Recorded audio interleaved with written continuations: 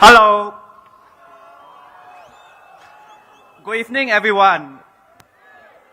Thank you for being here today.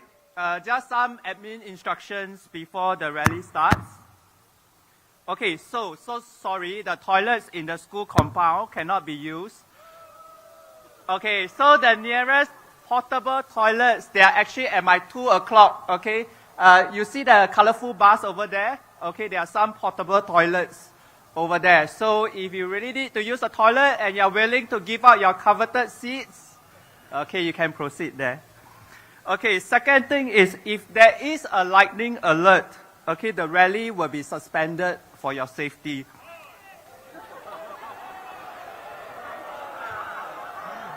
Okay, sorry, I know lightning actually triggers your, okay, so sorry, okay.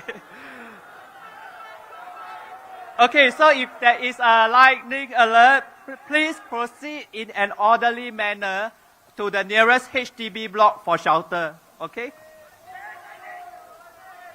Okay, I know y'all don't like lightning. What do y'all like, Hammer!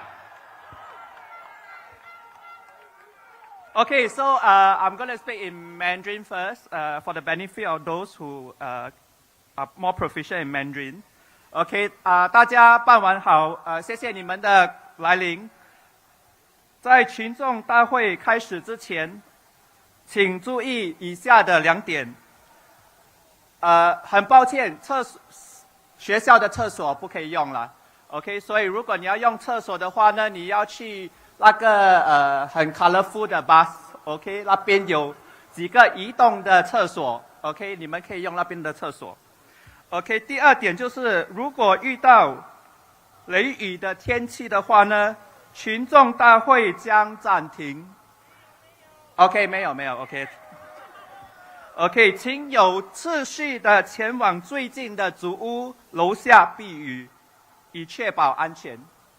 OK， 你有雨伞啊 ？OK，but lightning a bit dangerous 啦。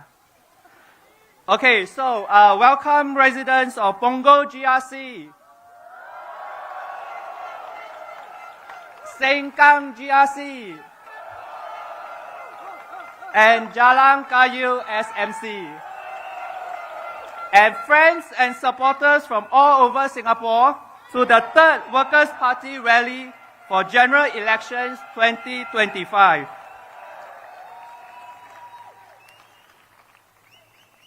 榜儿集选区、盛港集选区、惹兰加油单选区居民，来自全岛各地的朋友们，大家晚上好。Okay, so I'm Ong Lui Ping, right? Today I'm doing my side hustle as an MC. So as you can hear, it is really a side hustle, Okay, so I wish you will give your strongest support to our speakers tonight. Okay, so stay tuned for very rousing and inspiring speeches from my fellow colleagues behind. Okay, so without further ado, let me introduce our first speaker of the night. Okay, he is Mr. Abdul Muhaimin bin Abdul Malik, candidate for Sengkang GRC. Let's welcome him.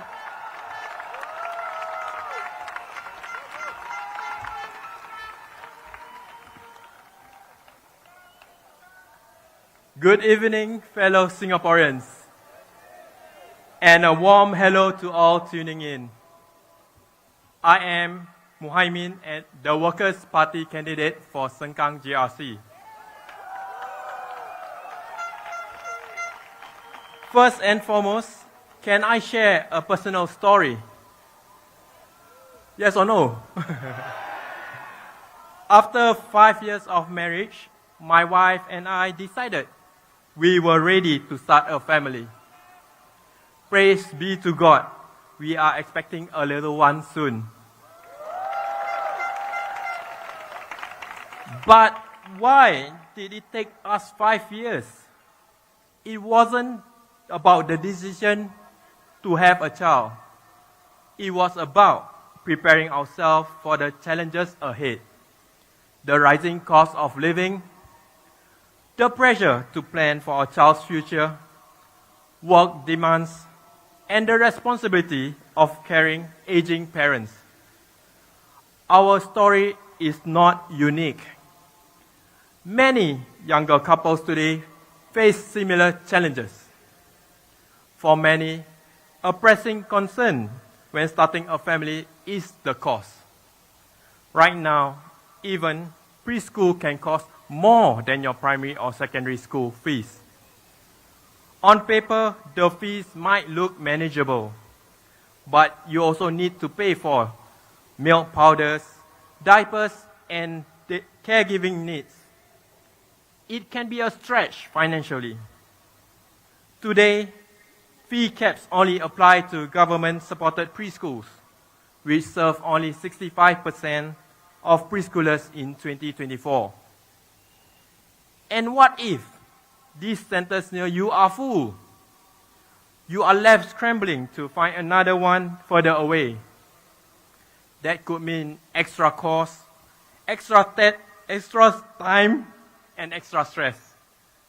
That's why the Workers' Party is proposing direct vouchers that parents can use at preschools of their choice. Families deserve more flexibility in choosing early education that fits their values and needs. Because every family and child is different.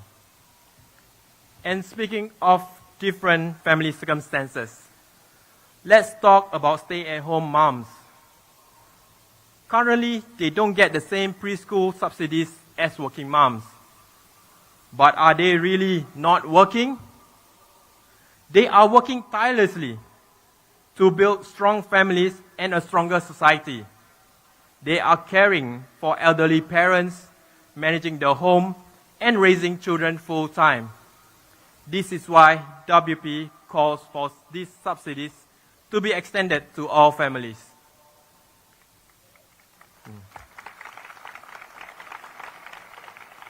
Many of these stay-at-home moms face difficult choice between work and caregiving. Some didn't really have a choice. But what happened when they step away to be full-time caregivers? Many lose out, not just in income, but on subsidies, retirement savings, and career progressions. And they continue to lose out even when they are ready to return to work. Many face real struggles. Some have been out of the workforce for years, so their skills may be outdated, but support for their return is limited. My fellow Singaporeans, much more can be done to reintegrate caregivers into workforce, such as tax relief to supportive employers, government-supported paid return-to-work programs that guarantee a permanent job at the end. Stepping away to care for loved ones should not be a step back. And it's not just about career breaks. Even taking time off to care for a sick child can feel like a penalty. Right now, both parents get just 12 days of childcare leave, combined for the whole year. But what if the child often falls sick, or for longer periods of time? Do the parents step on unpaid infant care leave and annual leave? Why should raising a child come at the cost of unpaid leave? Why should parents have to sacrifice their annual leave, which they may also need to care for their elderly parents, or even just to rest and recharge themselves?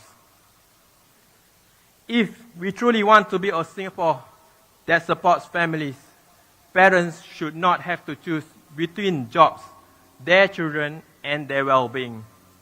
We need policies that support families holistically, and that means valuing both children and the people raising them. We know that policies only matter when they work for real people, in real life. If you believe that families deserve better support, I hope you'll give us your trust. Don't worry you're voting for opposition, because your vote is secret. Rakyat Singapura yang saya hormati, Assalamualaikum. Saya faham masih ada yang bimbang tentang kerahsiaan undi. Bila anda terima kertas undi nanti, di belakang kertas itu ada nombor siri. Kenapa belakang kertas ini ada nombor siri? Boleh ke nanti pemerintah cek undian saya? Nombor siri itu adalah untuk melindungi proses pengundian dan bukan untuk mengesan undian anda. Apabila kertas undi dikira, ejen-ejen WP dan PAP akan ada untuk memastikan kiraan yang bersih dan adil. Selepas itu, kertas undi akan disimpan di Mahkamah Tinggi selama 6 bulan dan hanya boleh dikeluarkan dengan perintah mahkamah jika ada isu penipuan. Ini tidak pernah berlaku di Singapura. Selepas 6 bulan, kertas undi akan dimusnahkan secara rasmi di depan semua parti politik, termasuk Parti Pekerja. Jadi, jangan bimbang tentang kerahsiaan undi anda. Jika anda percaya, WP boleh membawa kehidupan yang lebih baik untuk masa depan anda, undilah kami tanpa rasa takut. Undilah Parti Pekerja, bekerja untuk Singapura. Vote for Workers' Party and you'll never walk alone. Because we are working for Singapore. Thank you.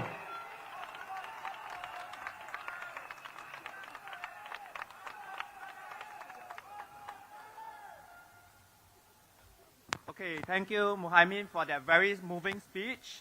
Next up, we have a former keyboard warrior turned politician, Mr. Jackson Ao Chi Ming, candidate from Punggol GRC. Please welcome him.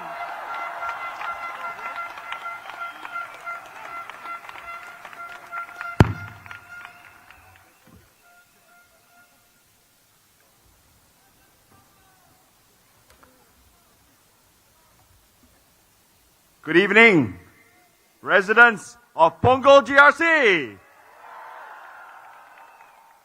It is so good to see so many of you here tonight. My name is Jackson, and I'm proud to be standing here with the Workers' Party. After my first rally speech, some residents told me that they liked my fire. But honestly, I know I come across as a little angry. I understand where they are coming from, but I will not apologize, because I'm here to fight for all Singaporeans. And if I am angry, it is because I care. I care about how Singaporeans are treated, and I care about making things better for them. If you feel angry too, it is because you care, and you know we can be so much better. I'm not sorry that some people call me a stranger and say I'm not welcome here. I'm also not sorry that I didn't come from Choa Chu Kang GRC, or that I'm special friends with Lawrence Wong.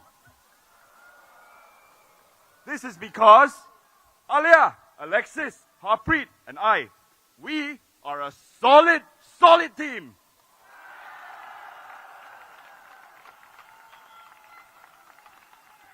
And we will work hard for you. I'm like many of you. I'm a young Singaporean, and I'm proud of it. I'm just trying to do my best. When I started my first job, I was an auditor for a local company. And let me tell you, I found out very quickly I didn't quite like the numbers. The real numbers are the long hours and the poor work-life balance. Many of you can relate to this, even today. Thankfully, I later found my calling in a different field, communications. So tonight, I want to tell you a story about Singapore through 4 numbers. Because behind each number is a story. A story about ordinary Singaporeans, about growing inequality, about the squeezed middle class, and the rising desire for change, which I've heard loud and clear from all of you in the past week. The first number I want to share is 2.06. $2.06 cents. That is the cost of a one-way trip from Punggol MRT to downtown MRT for a standard adult. For many of us, this is a cost we bear twice a day, 5 days a week, and sometimes even more. Over the past 5 years, public transport fares have risen over and over again. 4 consecutive years of fare hikes. And even though prices go up, reliability has not. Trains break down. They are overcrowded. You feel it immediately, the frustration and the exhaustion. Anyone who's tried changing lines at Serangoon or Bishan during peak hours knows exactly what I'm talking about. And the LRT here in Punggol, it is overcrowded, struggling under the weight of our growing population. We know this and we live this. This is why we are pushing for a national transport corporation, so we can reinvest profits back into you, the commuters. Ensure that there are cheaper fares, optimize our LRT and MRT infrastructure, and overall enhance services and transparency. The second number I want to share with you is 1055. $1,055. This is the monthly allowance for an NSF third sergeant. 沙条. The number may vary slightly depending on your rank, but the message is the same. You obviously did not serve for the money. You served because it was your duty. You gave up 2 years of your life, and every year after, you continue to serve, balancing work, your career, your family, and reservist duties. So if you see Janil and Gan Kim Yong around, please ask them to tell you about their NS experience. I'm sure they will have something to share.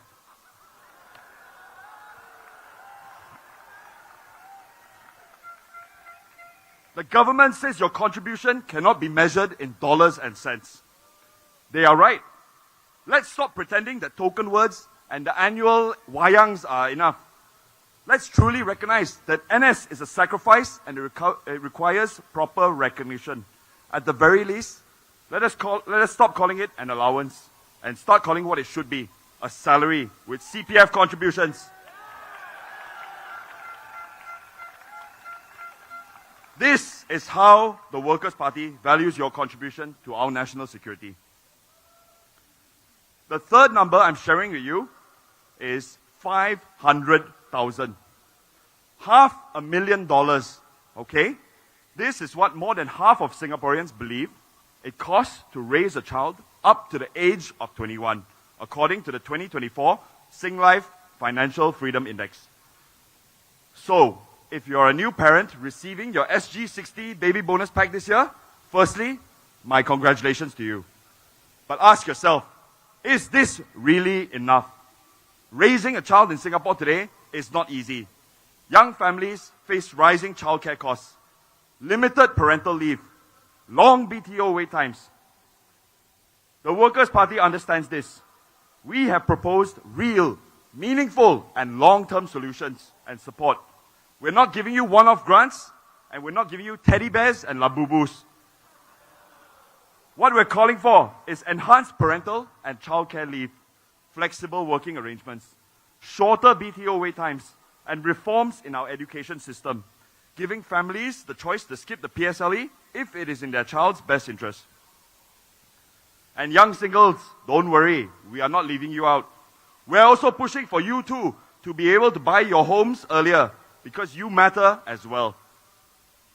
So if you ask me, the PAP, they are the real strangers to the struggles of Singaporeans today. They don't live in HDBs the way the majority of Punggol residents do.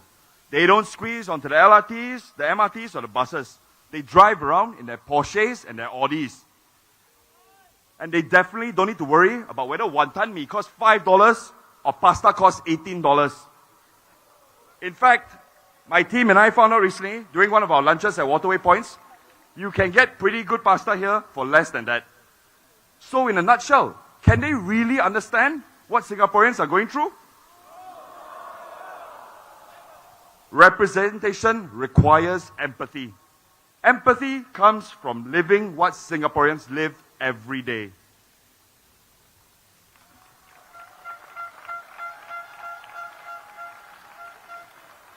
The final number I'm sharing with you is this: 61,780. I'm going to say that again. 61,780. This is not a dollar amount. It is not a statistic. This is you. It's your family and it's your future. 61,780 is the minimum number of votes we need here in Punggol GRC to give the Workers' Party the privilege and honor of serving you in Parliament.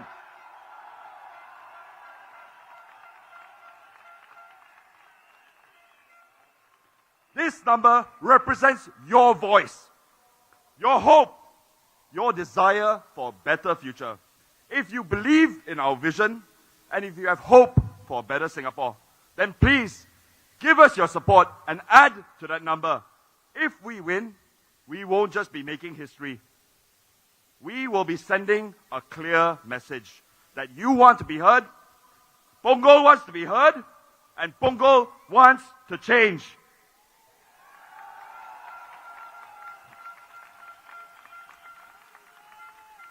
So please remember this number, 61,780. Whatever you do, make your vote count and make your voice heard. Vote for the Workers' Party.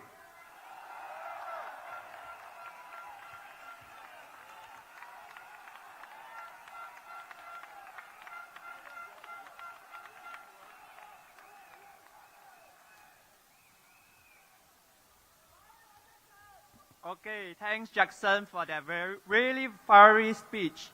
Okay, so as a psychologist, let me give you a professional advice. Okay, so if you are angry, you can take 3 deep breaths and then tell yourself, vote Workers' Party, working for Singapore. Okay, next up, our third speaker, Mr. Kenneth Tiong Boon Kiat, candidate for Aljunied GRC. Please welcome him.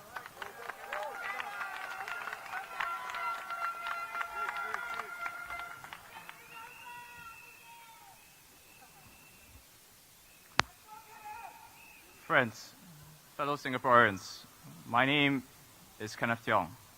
I am running to be a Member of Parliament in Aljunied GRC. Today, I want to speak about why I stand here with the Workers' Party. I found in the Workers' Party a group of Singaporeans who are driven by ideals.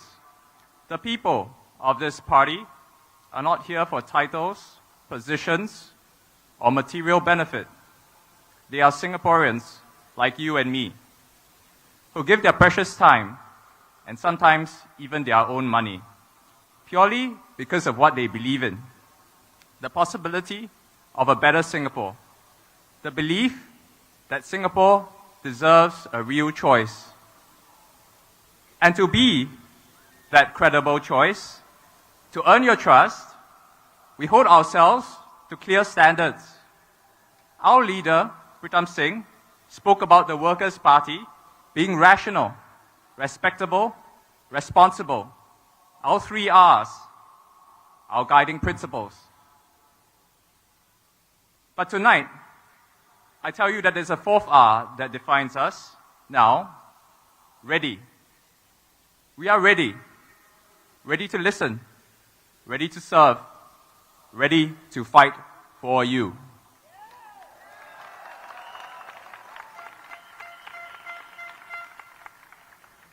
That's why I'm proud to stand with this party. Our ideals and principles compel us to listen closely to your concerns and propose the solutions you need. Let me give 3 examples: work, NS, and justice. Work. What happens if you are retrenched? It's a worry we all share. As far back as 2006, the Workers' Party called for unemployment insurance, a safety net.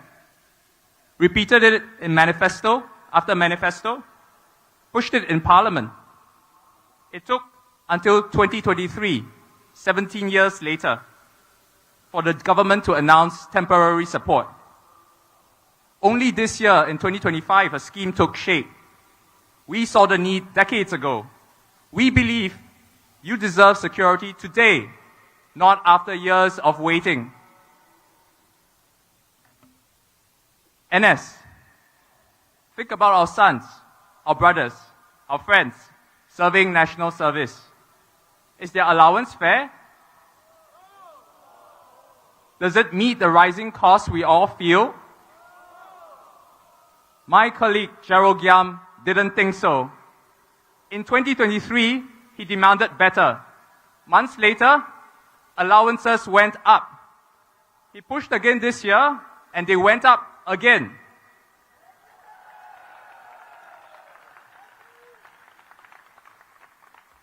Why? Because defending our nation deserves fair compensation. It's common sense, it's what's right. And what about justice? Should your access to a lawyer depend on how much money you have? He Ting-ru and Sylvia Lim said no. They called for fair access for everyone. That same day, the government acknowledged the need and moved for a public defender's office.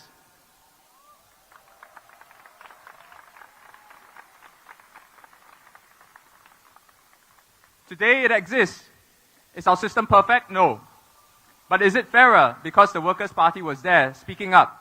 Yes. This is the pattern. We listen to your concerns, we research, we propose solutions, often years before they become popular or even common sense. We bring a voice to Parliament, we push, we persuade. And maybe not many people watch the Parliament live stream, just a few hundred people, but we fight for you, policy by policy, step by step. What's still on the table? The work is never done. Today, we fight for mandatory retrenchment benefits, independent unions to safeguard your rights as employees, truly affordable housing, among others. Some people try to label us PAP light, one step to the left. Let me tell you what it's really about. It's not left or right. It's about the future versus the past. Are we building the Singapore of tomorrow, facing today's challenges head on, or are we stuck looking backwards? No matter how great yesterday was, yesterday is over.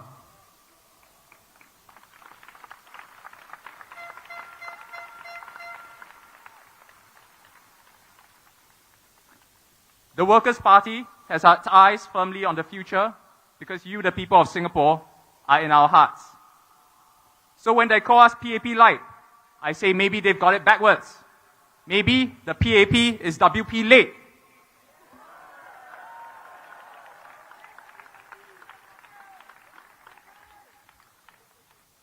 Think about it. If you want a preview of the sensible PAP policies of 2030, vote for WP in 2025.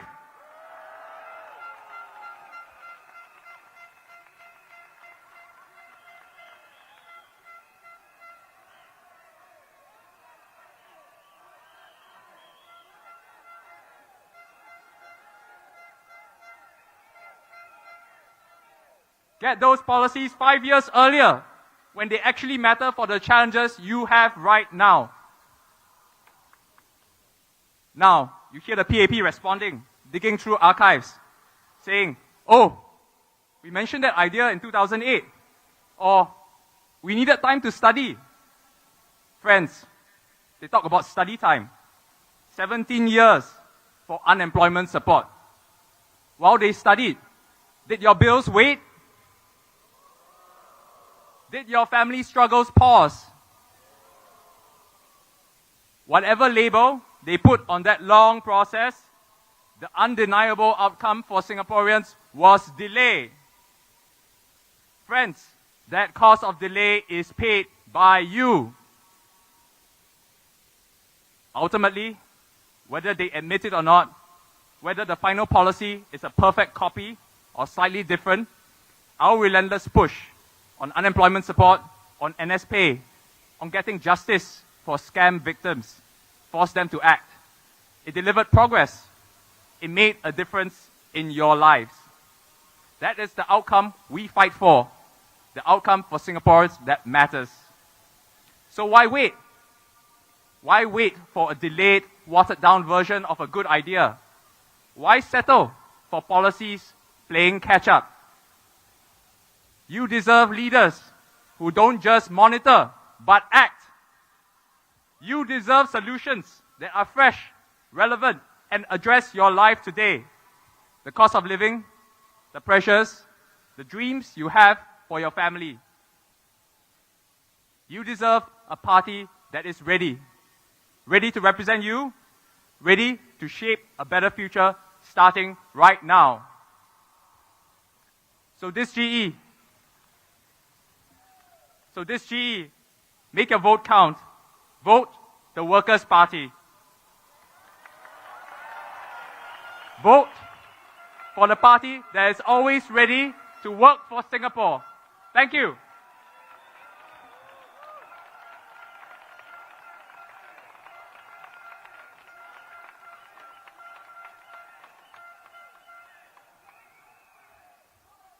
Thank you, Kenneth. Okay, just an appeal before the next speaker. For those seated in the middle of the field, can you please stand up? Please stand up. Those seated in the middle of the field. Yes, middle, yeah. Okay, stand up and take a step forward so that your fellow Workers' Party supporter at the back can move forward. Thank you very much for your cooperation.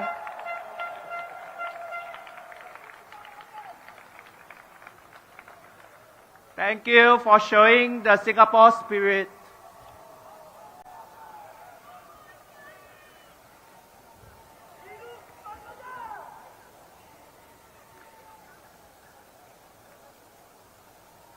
Okay, please be careful, stay safe. Just move forward slowly.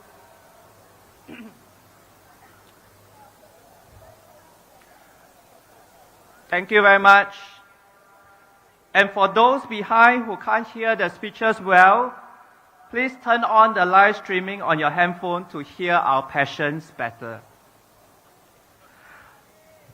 Okay, next up, our Kaki Nang, Mr. Louis Chua Keng Wee from the Sengkang GRC.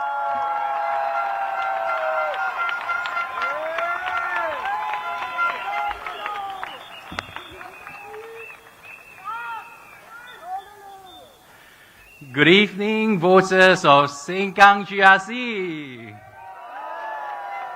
Punggol GRC, and Jalan Kayu SMC. First, I wish to say thank you to every Sengkang resident who has given me your support and the WP Sengkang team your support since the last election. Thank you for your courage. Thank you for your trust. And today I stand before you again because our work is not finished. We need to keep pushing for a fairer Singapore, a more livable Singapore, and to do this, we need your support to keep opposition voices and WP MPs in Parliament.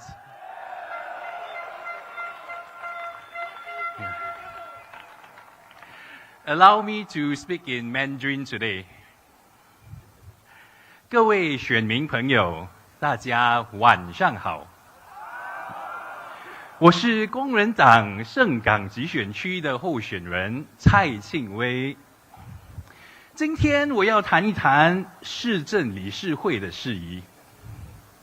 5年前，盛港集选区根本不存在。5年前，工人党刚刚接手盛港，必须在疫情下建立一个全新的市政理事会，并且合并2个完全不同的市政理事会和管理团队。更糟糕的是，当时的2家管理代理公司又不肯续约，是不是很耳熟啊？好，我尽量了哦，不好意思啊。所以我们的团队必须直接接管市政理事会。虽然我们面对一波又一波的挫折，我们始终没有想过放弃，因为我们在2020年答应了盛港居民，不管你们当时把票投给谁，只要是盛港的居民，我们一定会为你打拼。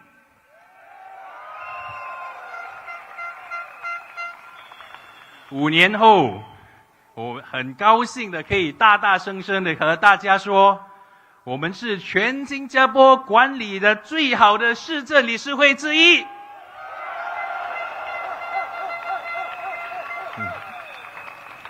在市政理事会的管理报告，英文是 TCMR 的运营报告中，我们的市政清洁一直获得绿色评级，我们的设施维护也一直获得绿色的评级。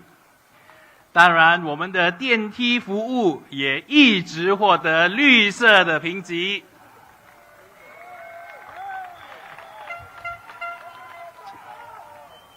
从治理的角度来看，盛港市政理事会与阿育尼后港市政理事会一样，都从2021到2023年的所有3个市政理事会财务和管理报告中都获得了持续的绿色评级。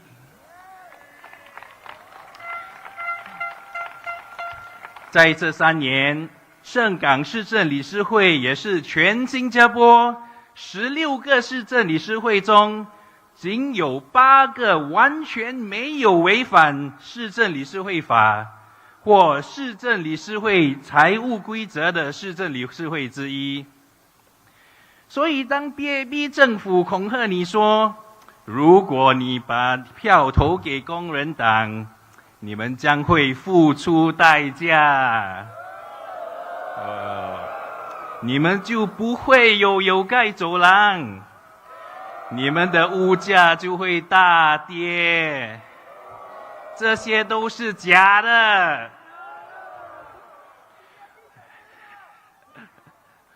我反而还担心为什么在盛港一间3房式主屋都要54万，一间5房式主屋都要70多万，甚至从去年开始有100多万的政府主屋在盛港100多万这才吓死人，对不对？所以Jalan Kayu的选民，你们不必担心，如果我的同事刘宇阳成功当选，盛港市政理事会有信心可以把你的市政管理得好。毕竟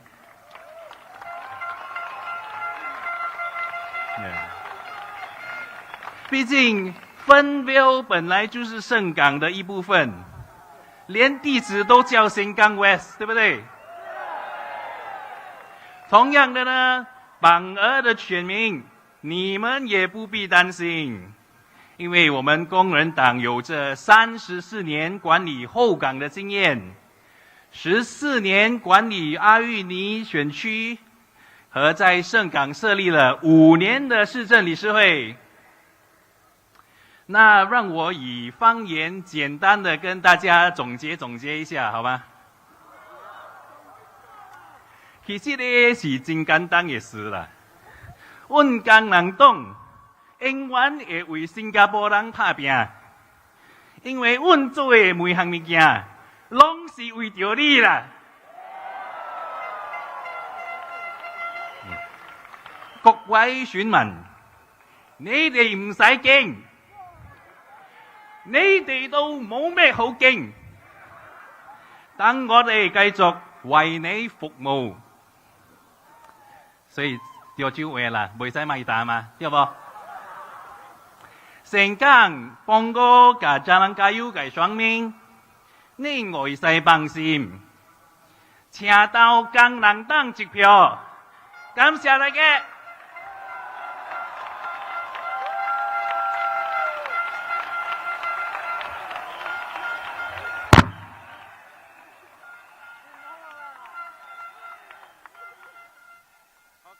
Thank you, Kak Kinang. Okay, so we hear that in Sengkang GRC, our town council is all green. But for Punggol and Jalan Kayu SMC, we want to turn them from green to... Yes, okay, so next up, we have Siti Alia binti Abdul Rahim Mata, candidate from Punggol GRC.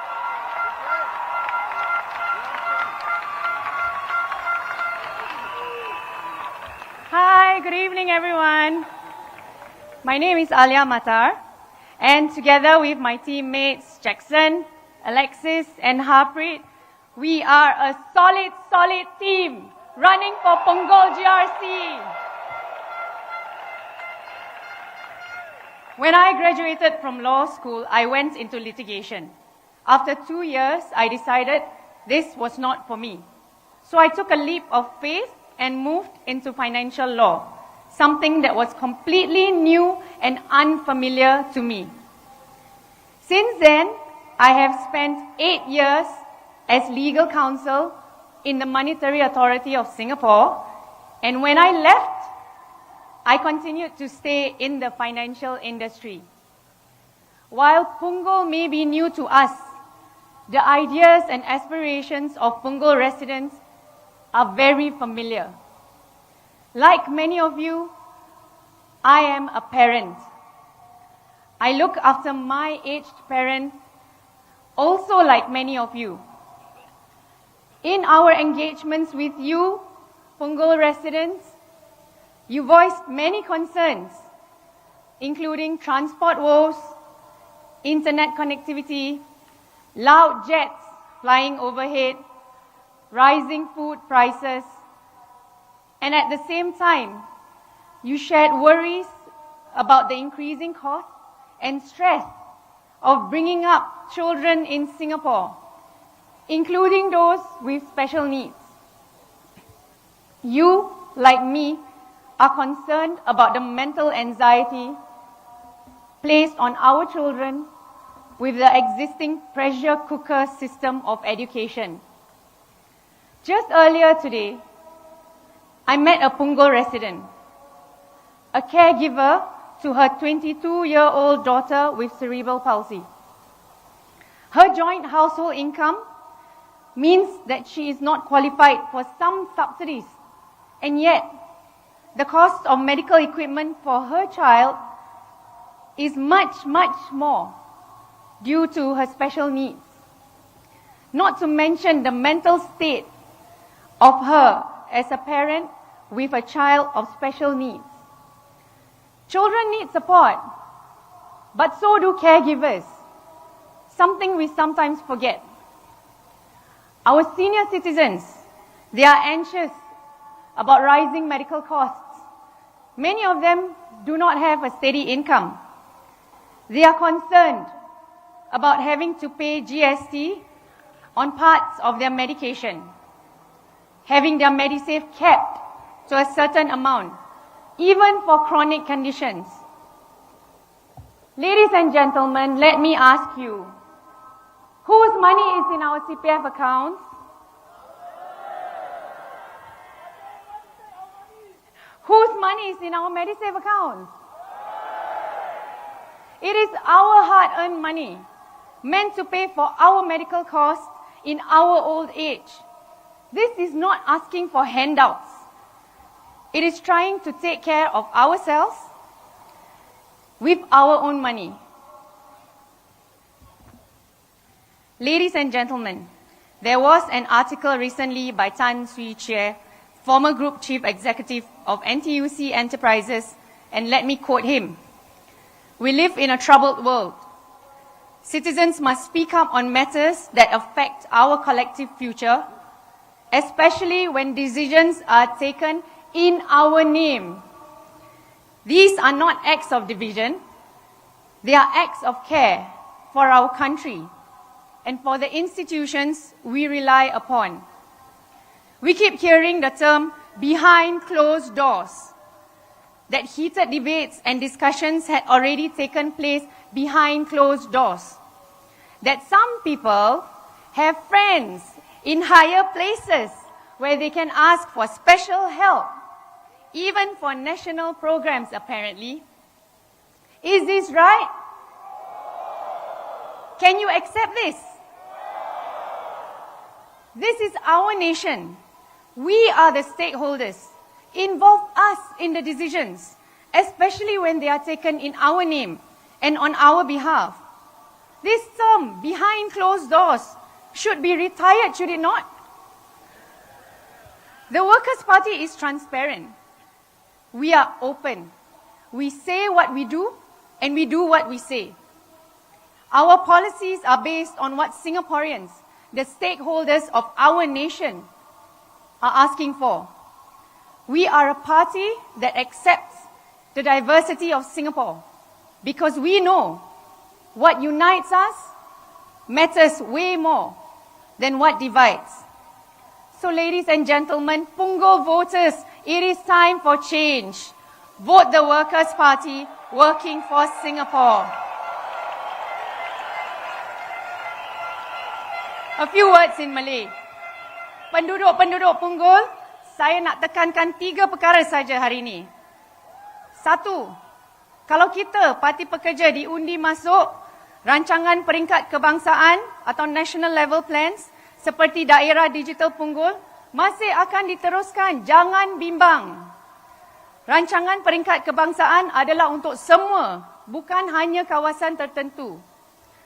2, kalau kita Parti Pekerja diundi masuk, kita akan adakan platform-platform untuk berbincang dengan penduduk Punggol GRC sendiri untuk memahami apa yang perlu dibuat dan diperbaiki.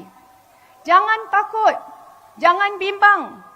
Parti kita ada banyak pengalaman dari tim Hougang, tim Aljunied dan tim Sengkang. 3, dengan Parti Pekerja, kita tak perlu bincang-bincang belakang tabir. Kita tak ada kawan-kawan yang berpengaruh yang kita boleh meminta bantuan khas untuk program kebangsaan. Kita akan sentiasa berbincang dengan anda.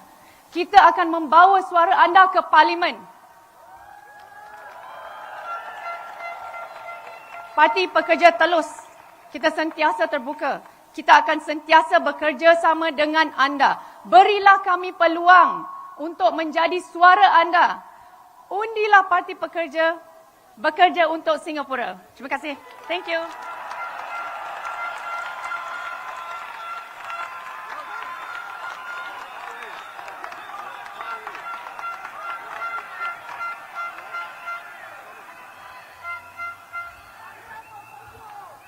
Okay, thank you, Alia, for the very open speech. Okay, good evening, everyone. We are currently at maximum capacity for this rally site. Thank you so much for your support. But we are unable to admit any more people into the rally. Thank you for your understanding and cooperation. Please continue to support us by watching the live streaming on your mobile phones. Okay, next up. Okay, our very own Opa, James Jerome Lim.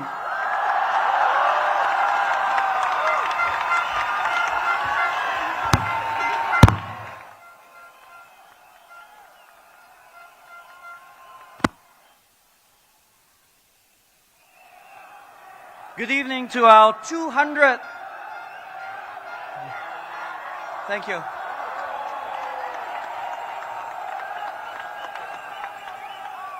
Good evening to our 280,000 bosses from Sengkang, Punggol, and Jalan Kayu SMC. The past few years have not been an easy time for Singaporeans. We watch as prices surge on things that we eat, use, and depend on. Char kway teow, kay ham, used to be $3, but it's now $4 or $5. A full tank is now $100 or more. So riding the bus or taking a taxi is more expensive. Bills from the electricity company, the tutor, the doctor are all up. Good luck finding your own place or upgrading with $1 million HDB flats. What has the PAP done to help you cope with this rising cost of living? It is now a standard playbook. They give out ever more vouchers. More SG60 vouchers, CDC vouchers, GST vouchers, USAVE vouchers. For companies, it's also more of the same. More tax breaks, more tax relief. Many Singaporeans rightly judge that such measures are short-term, address only the symptoms, and hence deeply unsatisfactory. We would rather lift ourselves up than to feel patronized and dependent on the system where we need handouts. These may be necessary in emergencies like COVID-19, but a continued dependence on them suggests a problem with the system itself. Reducing the burden of regulation and taxes is surely welcome, especially for struggling small businesses. But to keep coddling rich multinationals cheapens our country's value proposition. What is worse, the government has only added fuel to the flame of rising costs. They insisted on raising GST in 2023 when inflation was already raging and when there were easily other sources of revenue available. They've been slow to release more vehicle quotas, even in a low-volume year, thereby allowing COE prices to escalate to as much as $150,000. And they're stubbornly stuck to a land pricing formula that embeds the price of land into public housing valuations, effectively passing on the potential bubble in land prices onto resale HDB flats. But the PAP seems to have no better ideas on how to address these problems other than more handouts and more vouchers. High cost of living aren't just because the world at large has experienced post-pandemic inflation. High cost of living in Singapore are as much a homemade structural problem, demanding structural solutions since they were manufactured by the PAP.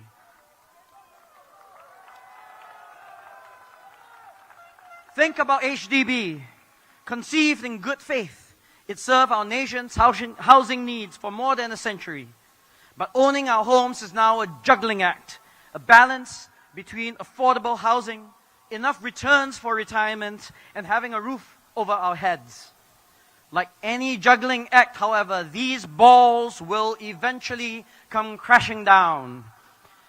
These competing goals are fundamentally irreconcilable, and the way the government has tried to square this circle has been to give ever greater grants and subsidies to new homeowners. But this fosters a rentier mindset. People buy and flip, cashing out after the MOP. Yet speculation breeds more speculation, since sellers know that the government will make up the shortfall. The MND budget gets redder and redder. But apparently, this is prudent policy, whereas pricing land less is raiding the reserves. And high land valuations don't just affect the prices of our homes. Costly land means high rents, and high rents are killing our companies. The government says that rents are only a small part of business costs, but they do not affect food prices. But they fail to see that rent gets passed through to everything else. Without acknowledging that their land policy is a problem, how can the PAP solve the problem of high cost of living? Now that prices are already high, the only way we can all cope with the rising cost of living is to have our incomes rise. We will then worry less if our salaries have adjusted accordingly. But the government has been too passive in urging businesses to embrace the sorely needed adjustment. They've worked with the National Wages Council to issue guidelines for raising salaries, but only for lower wage workers. Yet the rest of us face high prices too. And for the retired, they have stubbornly refused to adjust how CPF pays interest, even as retirees' hard-earned nest eggs are eaten up. This government needs to take stronger leadership on the economy and make sure that the overdue increase in our incomes comes sooner rather than later.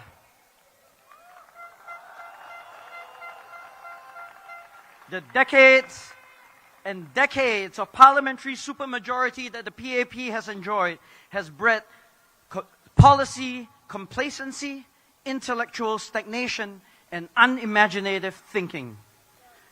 This is no longer your father and my grandfather's PAP.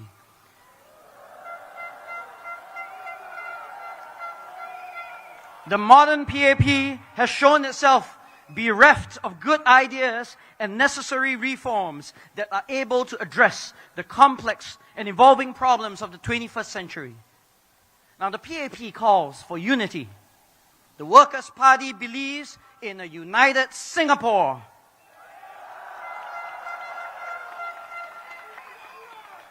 But we cannot, we must not blindly unite in voting for the PAP. If we did, we will be trapped with the same old ideas and lack of diversity needed for problems that demand permanent structural solutions. Some have suggested that the PAP is trying to conjure up the politics of fear to scare voters into choosing a safe harbor in turbulent times. But my fear is more a parliament dominated by only one way of thinking and looking at the world, which will only mean disaster for the future of our country.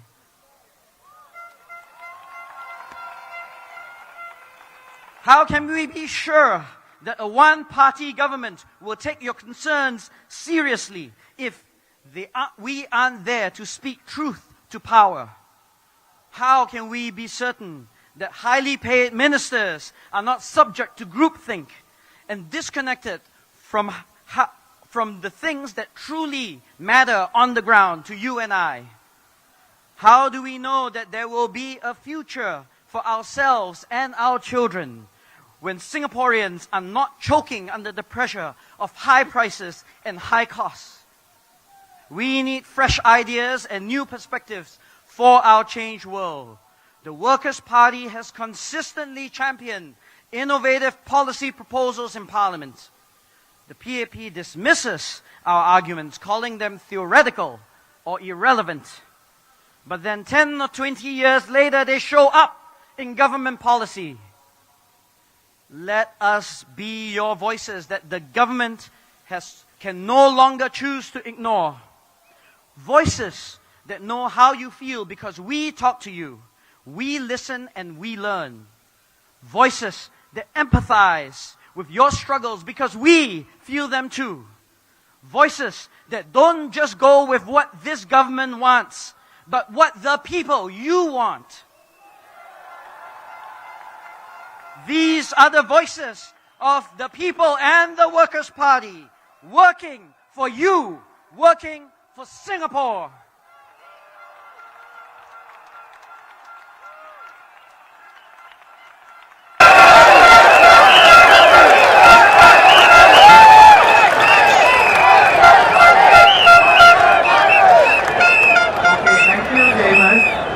Next up, a candidate who is no stranger to all of you.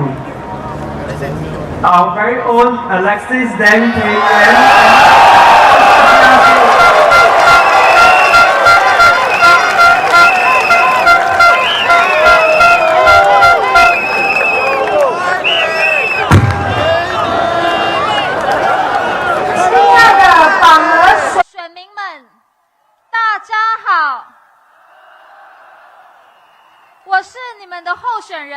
滕佩元，很高兴能够再一次的站在这里跟大家对话，分享我的心路历程。2020年，我第一次加入工人党，担任义工，做过家访、选民接见、晚宴司仪、中文翻译、当党第一次问我有没有意愿从政时，我一开始是犹豫的。作为一位女性，放弃隐私，接受公众的检视，绝非一件简单的事。身边的朋友也劝我不要走这条路，因为一旦开始，就没有办法回头。这个决定，我思考了很久，最终让我下定决心的，是因为我发现，我在乎的并不是得失，而是对错。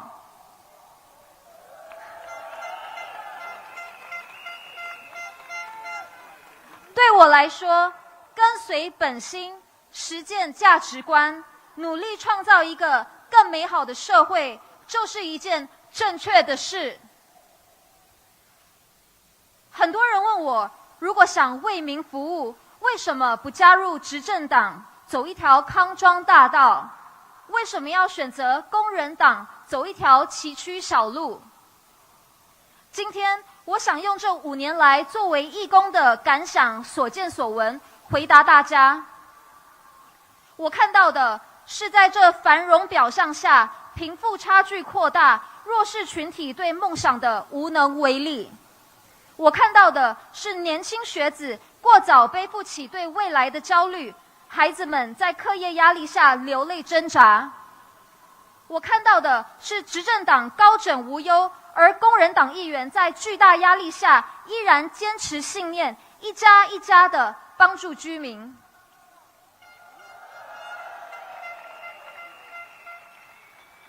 我在乎的不是我的团队是不是常胜军，而是我加入的团队能不能确保没有一个需要帮助的人会被遗忘。这几天，我们走访了榜鹅，感受到大家的热情与殷切期盼。我们听到的诉求很实际：婴幼儿托管、幼儿园、运动设施、乐龄活动空间不足，巴士路线少，网络信号弱，有盖走道不完善，这也包括学校内走道，而不仅仅是严副总理所说的，因为榜儿拥有很多的绿地。如果工人党有幸赢得选举，我们将会第一时间着手改善这些问题，复制阿育尼以及盛港的优质市政管理经验，确保榜儿居民的生活品质有增无减，让政府已经规划的新项目顺利推进，不受干扰。此外，我们也将继续在国会中为大家发声，推动切实减轻民众负担的政策，包括1. 为基本生活用品取消消费税，缓解榜儿的高食品价格压力； 2. 推动更多的育儿假，支持有多个年幼子女的家庭； 3.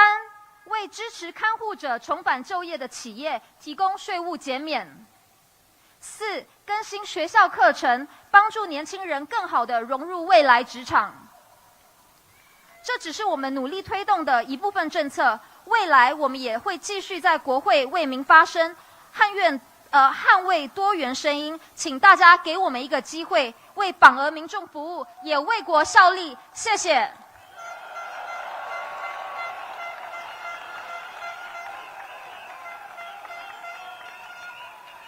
Okay, I'll use English to speak a few words now. Good evening, Punggol residents.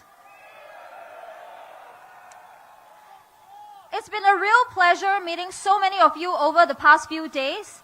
We are truly humbled by your warmth and honesty. Thank you for sharing your concerns with us. If given the chance, we promise to act on them immediately. I would also like to address some comments made by the ruling party. At the last PAP rally, Ms. Sun Xueling said, "We do not need strangers to come to Punggol."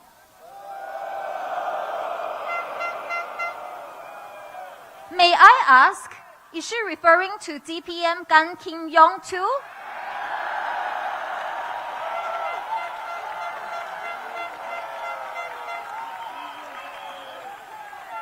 Or is he exempted because his good friend friend of PM Lawrence Wong. Before last Friday, I was an ordinary citizen just like you, and I have deep respect for our country's leaders. But when I hear statements like, I will talk to my good friend, it reflects a troubling reality about our politics today. Is this the kind of leadership that we want to endorse? Is this the political culture we want to pass on to our children? Where success isn't about fairness, but about connections? In another speech, our retiring DPM Heng Swee Keat said, look at countries that have diverse parties. What do? They talk. Nothing gets done. But why are we only comparing with countries that falter?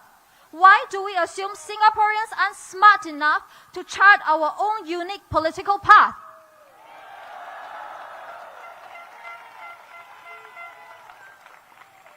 If we use that logic, does it mean that we shouldn't be asking for salary increment just because there are other people who earn less? We deserve better, and we can do better.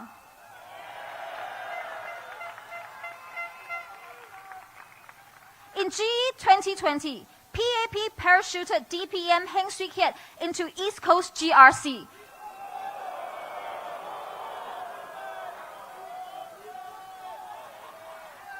Forcing voters into a difficult choice between more balanced politics and keeping a future PM. East Coast voters made that sacrifice. But where is East Coast plan today? Is he even our Prime Minister now?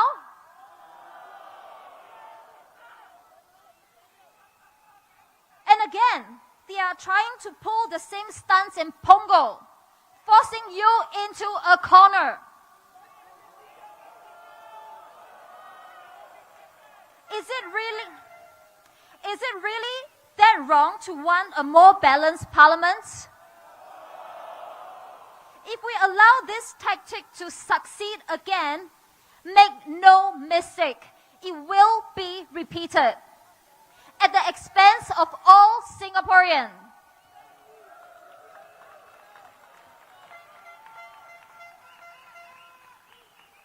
Punggol residents, whether you are here with us today or you are in front of your screen, if you are watching this, you've asked for a credible opposition, and we have answered.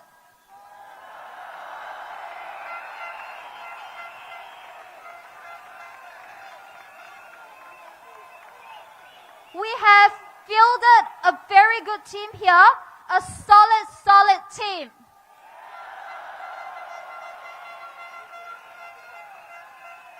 So, I urge all of you, say no to using key government figures as political pawns. Say no to being forced into difficult choices when all we want is progress.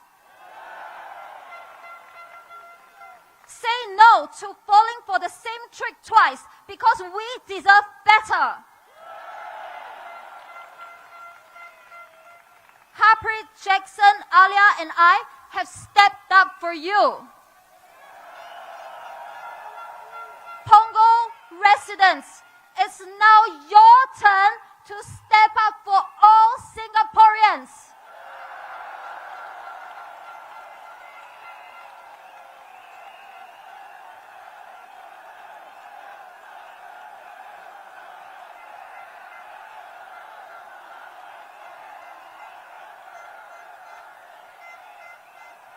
Say no to them and vote Workers' Party, working for Singapore.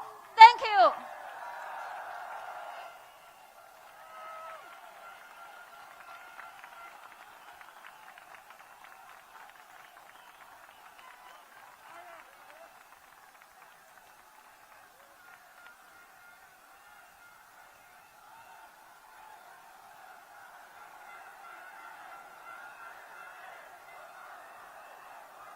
Okay, thank you for the support.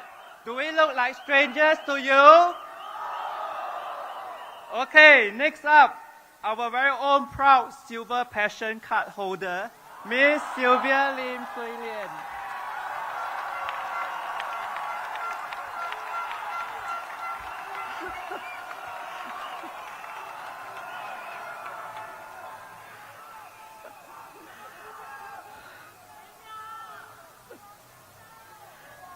Good evening, fellow Singaporeans.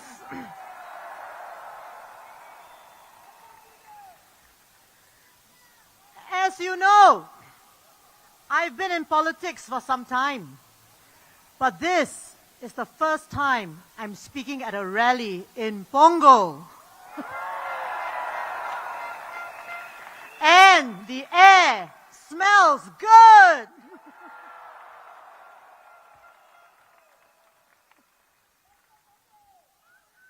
Tonight, I would like to speak to you about the women candidates that the Workers' Party is fielding at this election.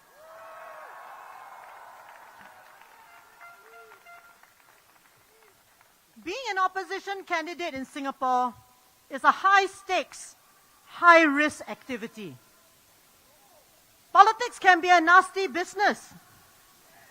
And for women in opposition, it can be tricky. If you're elected into parliament, we are expected to confront government ministers robustly, but perhaps not too aggressively. However, over the years in parliament, I have been called many names and been fiercely attacked by some ministers.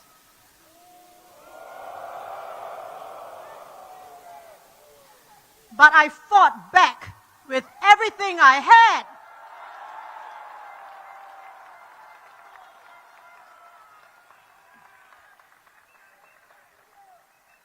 And luckily for me, my husband found these qualities attractive.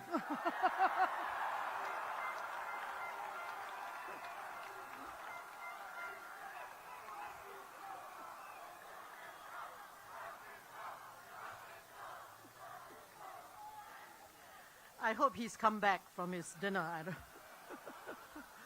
My friends, we need women political leaders and women representatives in parliament, especially in the opposition. This is necessary to ensure that our policies for Singapore are more balanced and sustainable. There are many studies that show that countries where people are the happiest also tend to have relatively more women in political leadership positions. Citizens of these countries feel confident and secure because the countries tend to prioritize social outcomes such as work-life balance, health, and supporting those in need. After the general election in 2011, I spoke at the opening of Parliament. I called for the government to measure whether its policies have resulted in happiness, well-being, and contentment in Singaporeans. I recall being mocked for it by the PAP ministers and backbenchers. But today, this is becoming more and more accepted as international best practice. So what is the Workers' Party doing about empowering more women in politics? My friends, it was 22 years ago that I was elected as the chair of the Workers' Party. 22 years ago.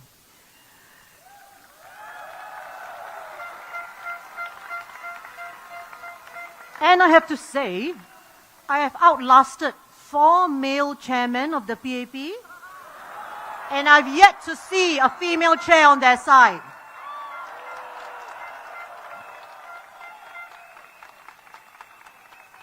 Next, we try our best to find capable female candidates to stand for election.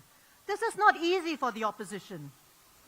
This year, I'm pleased to report that WP is fielding 6 women.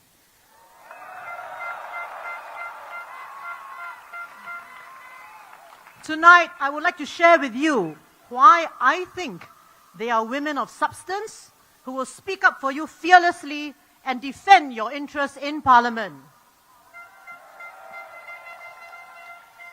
So first, let me start with the two ladies fielded in Punggol.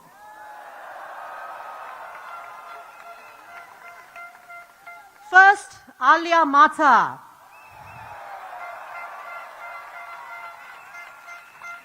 Alia identifies herself first as a mother of 3 teenagers. You can be assured that she will be fully committed to pushing for policies that families care about, such as in the areas of housing costs and education. And did you know that she's a lawyer by profession who has worked in the Monetary Authority of Singapore for 8 years? She is now an in-house legal counsel in a multinational corporation, and she will be able to scrutinize government bills effectively.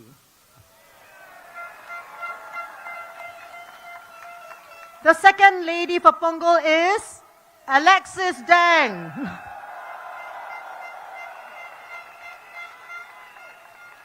She has years of experience in banking before transiting to the technology sector, where she works in advertising technology, promoting partnerships with media owners to drive revenue growth for clients.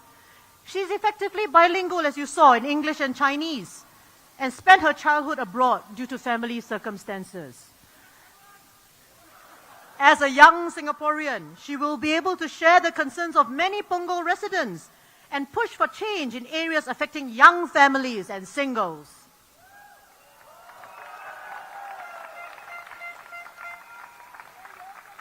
For Tampines GRC, we are fielding Eileen Chong Pei Shan.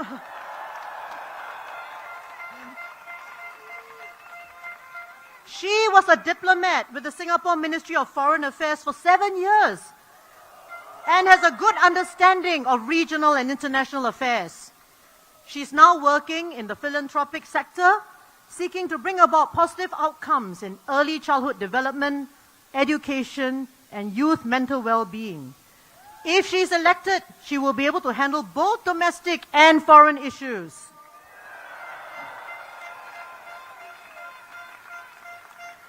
And next, for East Coast GRC, we have Paris V. Paramaswari, our Navy woman.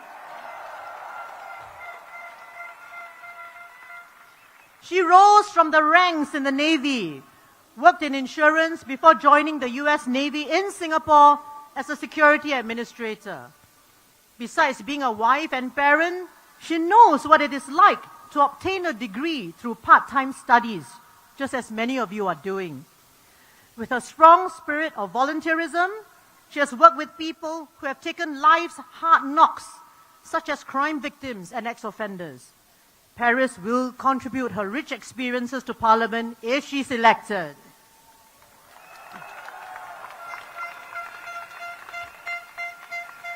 As for Ms. He Ting Ru,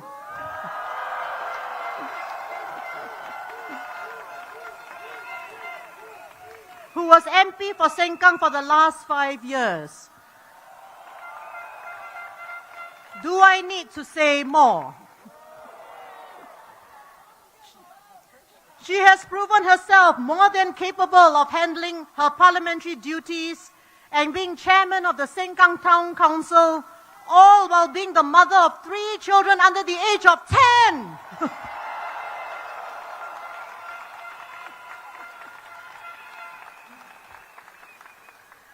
And for Aljunied GRC,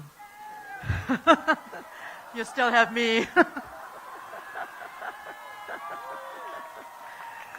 So my friends, looking at our slate of female candidates this GE, all I can say is, Mama Bear here is proud.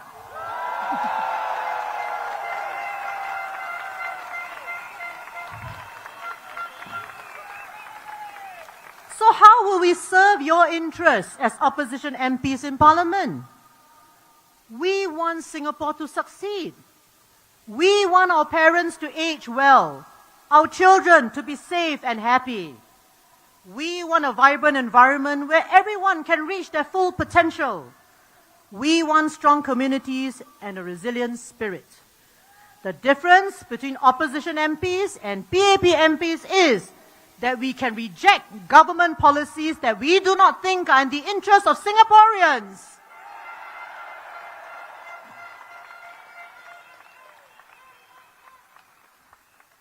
My friends, let me end on a broader and more serious note. In my 20 plus years with WP, I can confidently say that this batch of our candidates, both men and women, is the most promising batch that WP has fielded.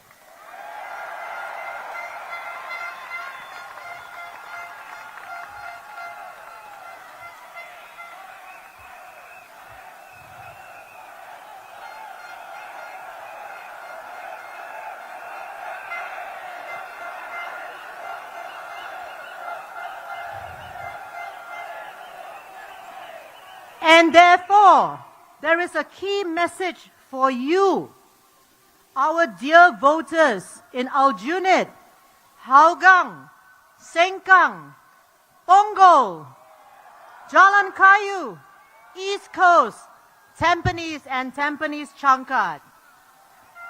If these candidates do not get elected this time, there may be no next time. The electoral boundaries may change.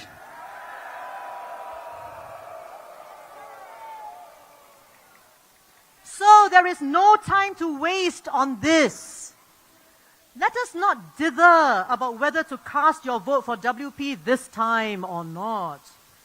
If you do not do it this time, you may not have a chance the next time.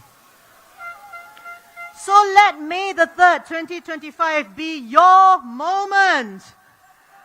Vote for a stronger Singapore. Vote for the Workers' Party. Working for Singapore.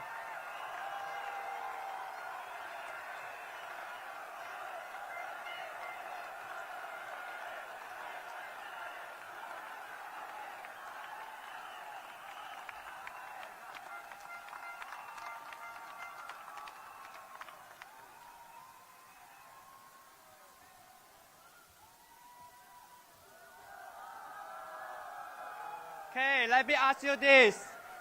Are you happy with the PAP? Are you happy with the Workers' Party?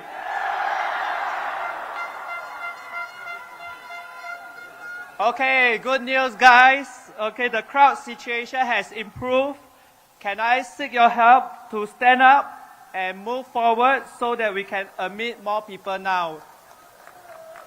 Please, we seek your cooperation. Please stand up, move forward so that more people can feel our passion.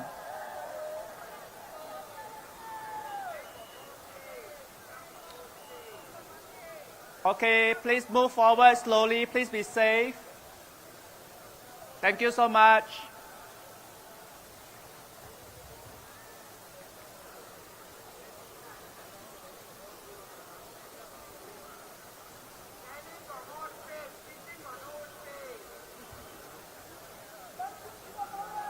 Thank you.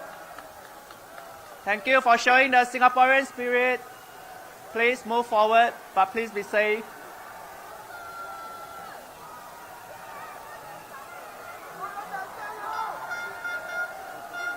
Okay. Next up, our candidate for Jalan Kayu single member constituency, our one and only Andre Low Yang.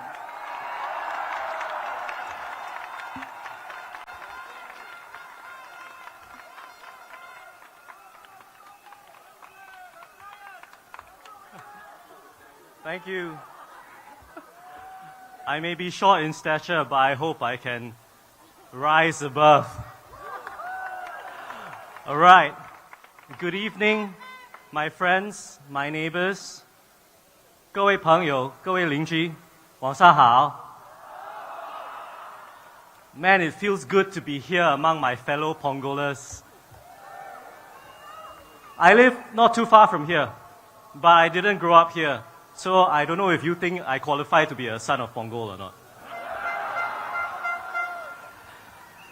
But on a more serious note, last week I stood before you as a stranger. Tonight I hope you see me as someone who understands your concerns, shares your hopes, and is ready to fight for our community. I spent many hours walking the ground for the past 2 years. 我看到了你们的困难，也感受到了你们的期望。And what I've heard is clear. 全部东西太贵了。Everything is so expensive now. This sentiment echoes in almost every conversation at the kopitiam, at the hawker center, from retirees to working adults to young families alike. We all feel the same way. Let's be frank. Singapore is becoming unaffordable for everyday, ordinary people. 现在的新加坡，物价越来越高，日子越来越难过，新加坡人的生活负担越来越重。买菜、电费、水费、大巴士、大地铁、看医生，这些基本的生活开销都在上涨。But you know what frustrates me the most?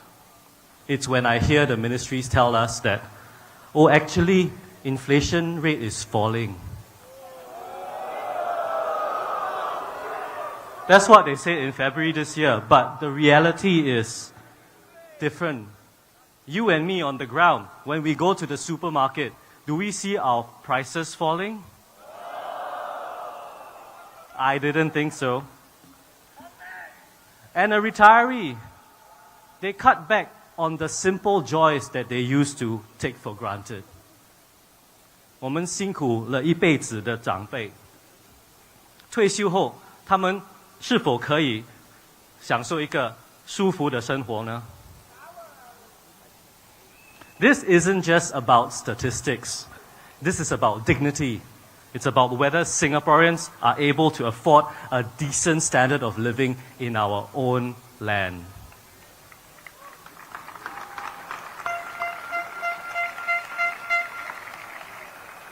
The Workers' Party has consistently opposed the GST hike. You know, we're not against taxes, but because GST hits lower and middle income households the hardest. That 2% increase might seem trivial to those in ivory towers, but for many it's the difference between comfort and anxiety. We propose exempting essential items from GST. Basic food items, utilities, medicines, textbooks and school supplies. We want tiered pricing for utilities. Lower consumption means lower rates. This benefits smaller households, our seniors and pioneers, and those who conserve resources and look after our green earth. Why should ordinary families have to bear the same rates as those who live in GCBs and black and whites, with wine cellars, lifts at home, and multiple aircons running 24/7? 这公平吗？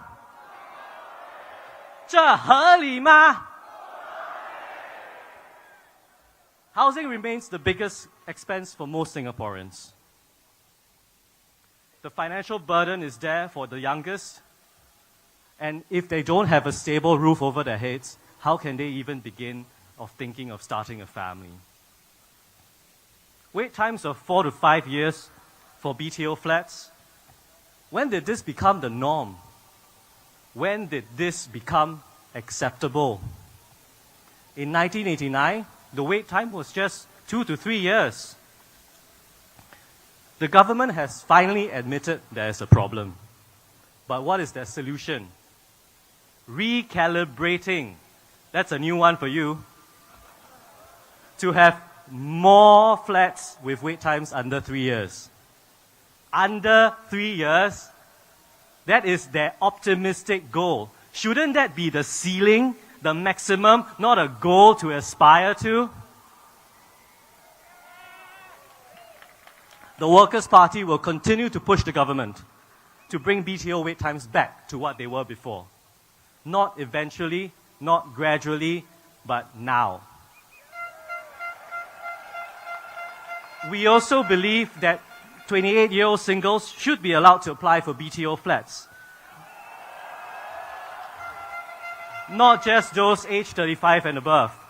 It's not just for singles, you know. Single mothers are considered singles too. They have a family. Why shouldn't they be able to provide a roof for their children? Our times have changed. Policies should change too. Let me tell you about a former schoolmate of mine. She's 34 years old this year, just like me. She earns a good salary. She's single. She wants independence. But if she wants a BTO, by the time she has a roof over her head, she'll be pushing 40. Is this the Singapore we want? Where hardworking adults don't have the dignity of their own space until they are 40 years old? 这是我们要的新加坡吗? These are not just isolated policy proposals. They represent a fundamentally different vision of Singapore. A fresh perspective, new ideas. The PAP believes in trickle-down prosperity. Keep the economy growing and everyone eventually benefits. But that's not happening anymore, is it? Our GDP grows, but many Singaporeans feel like they've been left behind. We, the Workers' Party, we believe in an economy that works for everyone, where prosperity is measured not just by GDP, but by whether ordinary people can afford to live well. And this is why the Workers' Party is proposing a national minimum wage. $1,600. A simple number, a universal baseline that says, if you work full-time, you deserve a living wage. But I stand before you tonight with not just words, but with a commitment to work. If elected, I will push relentlessly for these policies in Parliament. I will be your voice when decisions affecting your livelihoods and futures are made. I have no doubt my opponent is a good man.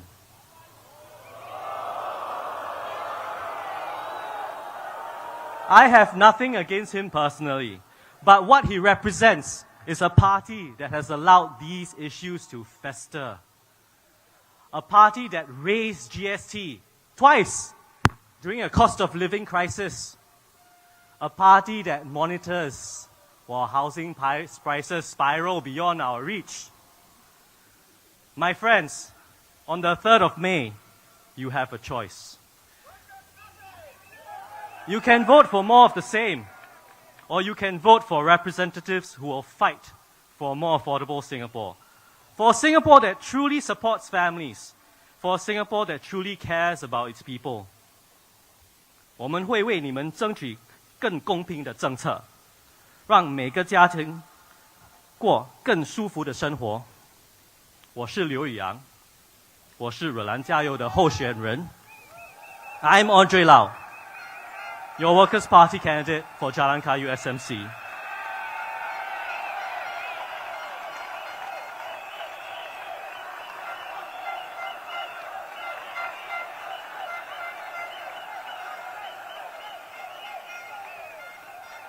Now, I want to end with this call to action. Over the past week, a string of PAP prime ministers, past and present, have lined up to ask Singaporeans for a strong mandate. I say, we send them a strong message. Vote for change, vote for hope, vote for the Workers' Party. Thank you and good night 谢谢大家，晚安。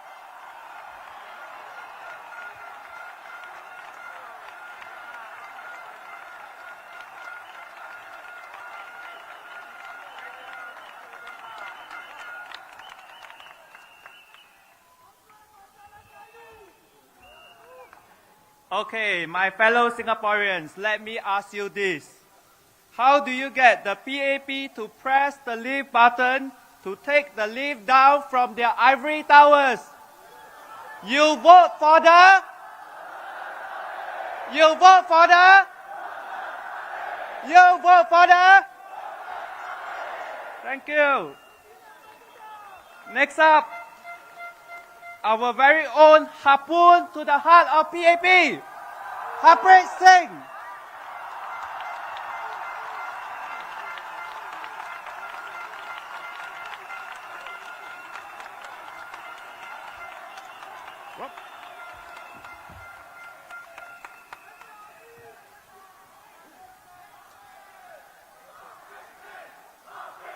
Thank you.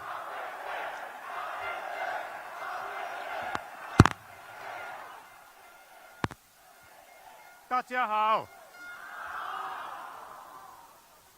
好不好？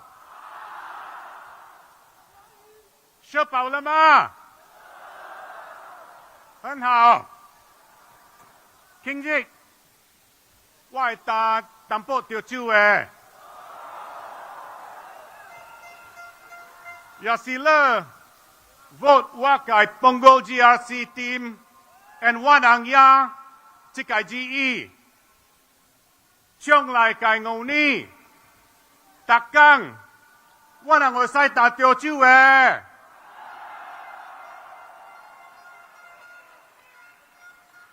感謝你嘅 support。I would like to spend a short while addressing our Malay friends from Punggol GRC.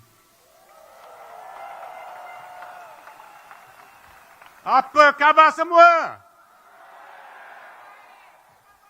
Bila saya masuk rally site ini tadi, saya lihat ada ramai orang Melayu di sini.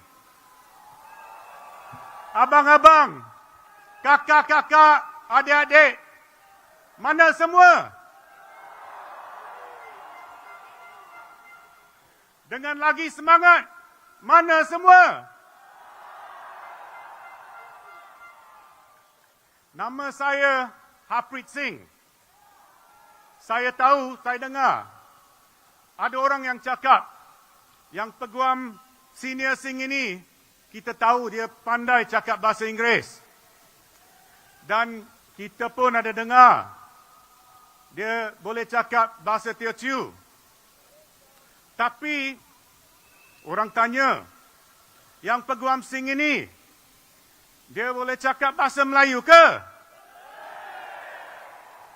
Peguam Singh ini, dia boleh faham isu-isu yang penting untuk kaum Melayu di Singapura ke? Tuan-tuan dan puan-puan, saya fikir, you just got your answer.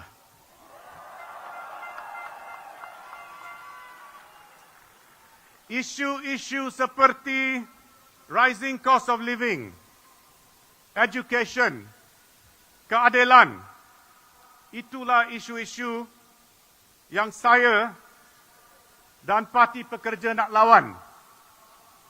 So that anak-anak kita semua dapat hidup yang lebih kualiti dan gembira daripada sekarang. Kita perlukan support atau sokongan anda dalam GE yang akan datang ini. Mudah-mudahan kita dapat shape satu Singapura yang lebih hebat daripada sekarang. Jadi, undilah Parti Pekerja. Undilah Parti Pekerja. Vote for the Workers' Party.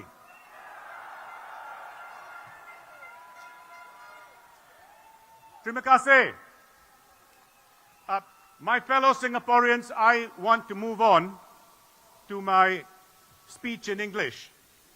And I want to address right up 3 big questions that residents of Punggol GRC have asked our team in our walkabouts over the last few days. The first big question: what will you do for us if we vote for you? Now, on Saturday, the PAP team acknowledged that there is still a lot to do to improve Punggol. They have plans, but I have news. We have plans too. First up, let's get this point out of the way. It is important to understand that the national level plans, such as the Punggol Digital District, those are going to continue regardless who is voted in. Those are national plans. For example, if voters in East Coast GRC vote our team there in, the construction of Terminal 5 Changi Airport is not going to stop. Anyway, that was never part of the East Coast plan. Second, the difference will lie in the way your constituency and Punggol GRC is run. Let me explain that. We, if we are elected, will take over the town council and we will run it effectively and as best as possible.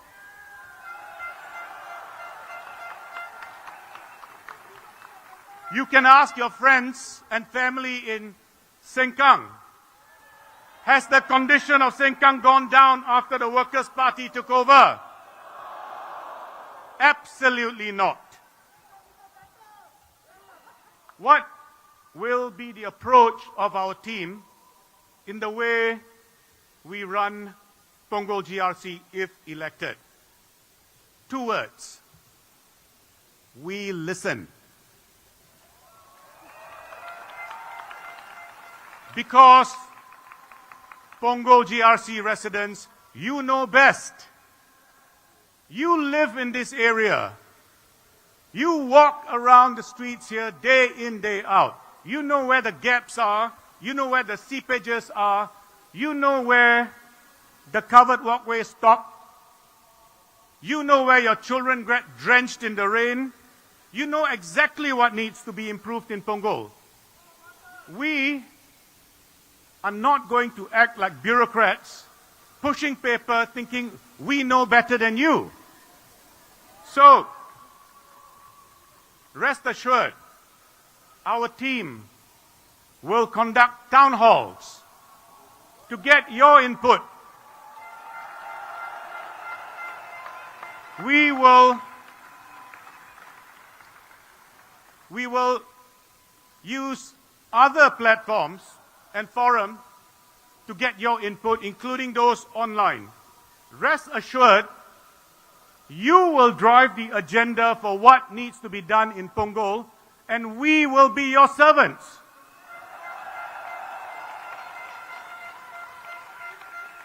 Yes, we will have our parliamentary duties if we are elected. There will be national issues to speak about, both concerns of residents in Punggol and our fellow Singaporeans. But these municipal issues on the ground, they affect all our daily lives. And our team will give them equal attention. We will do that. Now let me make this other point.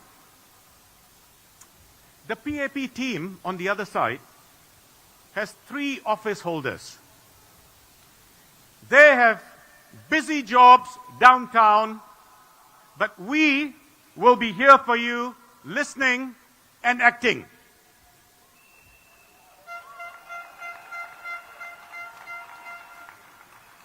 And let me say this of myself. I have publicly said this, and I repeat this commitment to you, voters of Punggol GRC. If elected, I will give practically all of my time to you.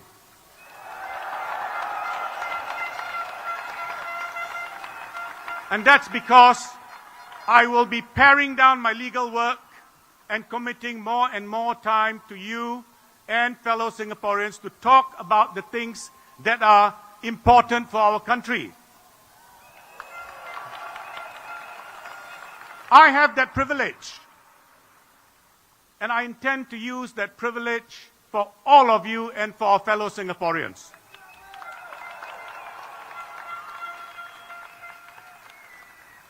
So you will have certainly my undivided attention.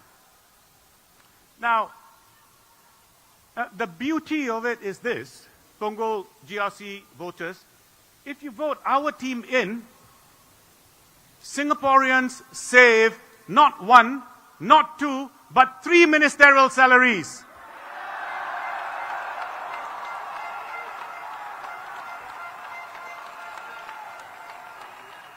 And there is something else that is beautiful. Vote us in, you will get the caliber of our team without having to pay 1 cent in ministerial salaries.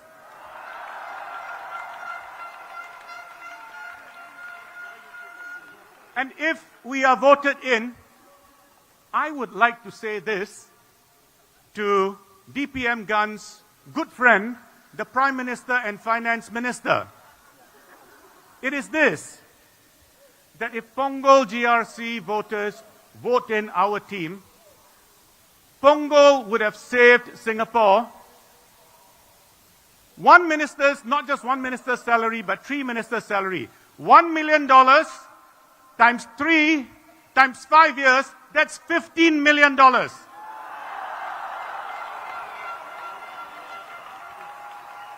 Now, so you vote in our team, Singapore saves $15 million. Please, Mr. Finance Minister, Mr. Prime Minister, return some of that to Punggol. Because that $15 million was not raised but through GST or other taxes. It is brought to Singapore by the voters of Punggol GRC. And the only right and fair thing to do is to use some part of that to build covered walkways and everything else that Punggol residents tell us is a priority to be done. So DPM Gun, really you don't have to talk to your good friend. We have a solution here. Now next, ask yourself this. If the PAP is so confident that they have won the trust of Punggol residents and delivered, why did they have to parachute in DPM Gun at the very last minute? No, wait, no booing, please. It's a serious question.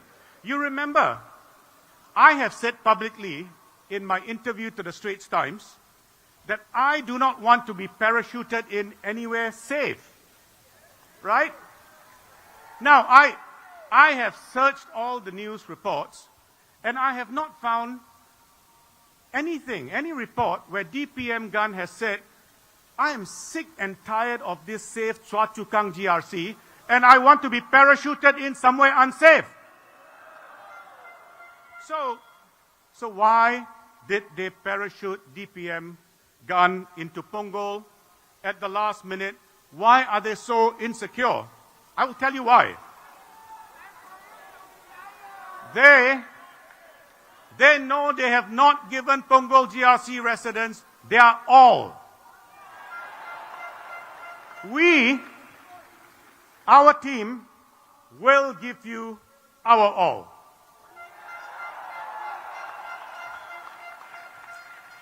Also, Mr. Gan Kim Yong has said that he will speak with his good friend, PM and Finance Minister Lawrence Wong, on funding for more walkways. Now, let me understand this. What was Senior Minister Teo Chee Hean doing 20 years when he was helming Punggol, Pasir Ris Punggol GRC? Was he not good friends with the Prime Minister?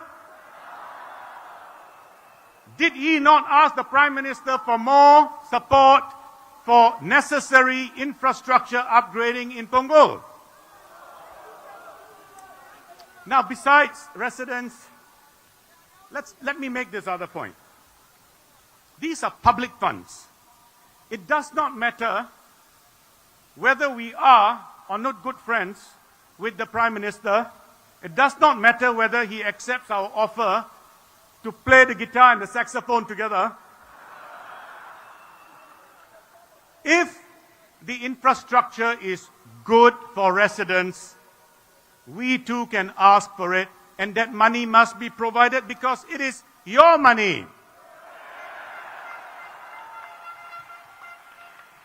Let me next come to the second big point that Punggol residents have asked us to address.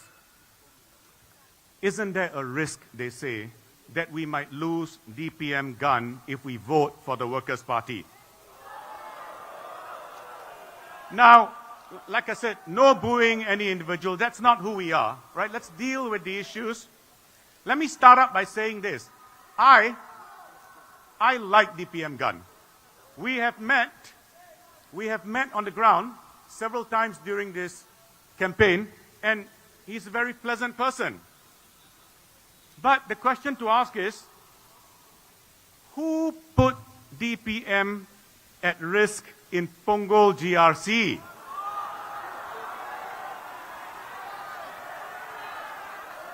Meanwhile,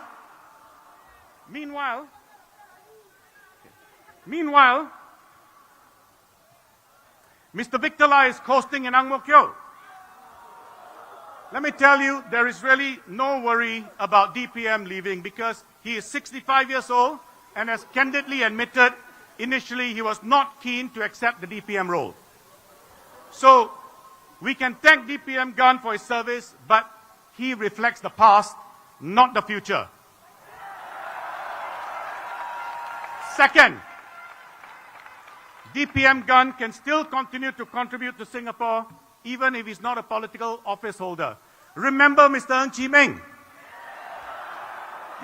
You know, the government can make two roles available for Mr. Ng Chee Meng and DPM Gun after this election, and they can keep each other company. Third, this election is not about whether you have senior office holders in this GRC. It's about the future direction of this country.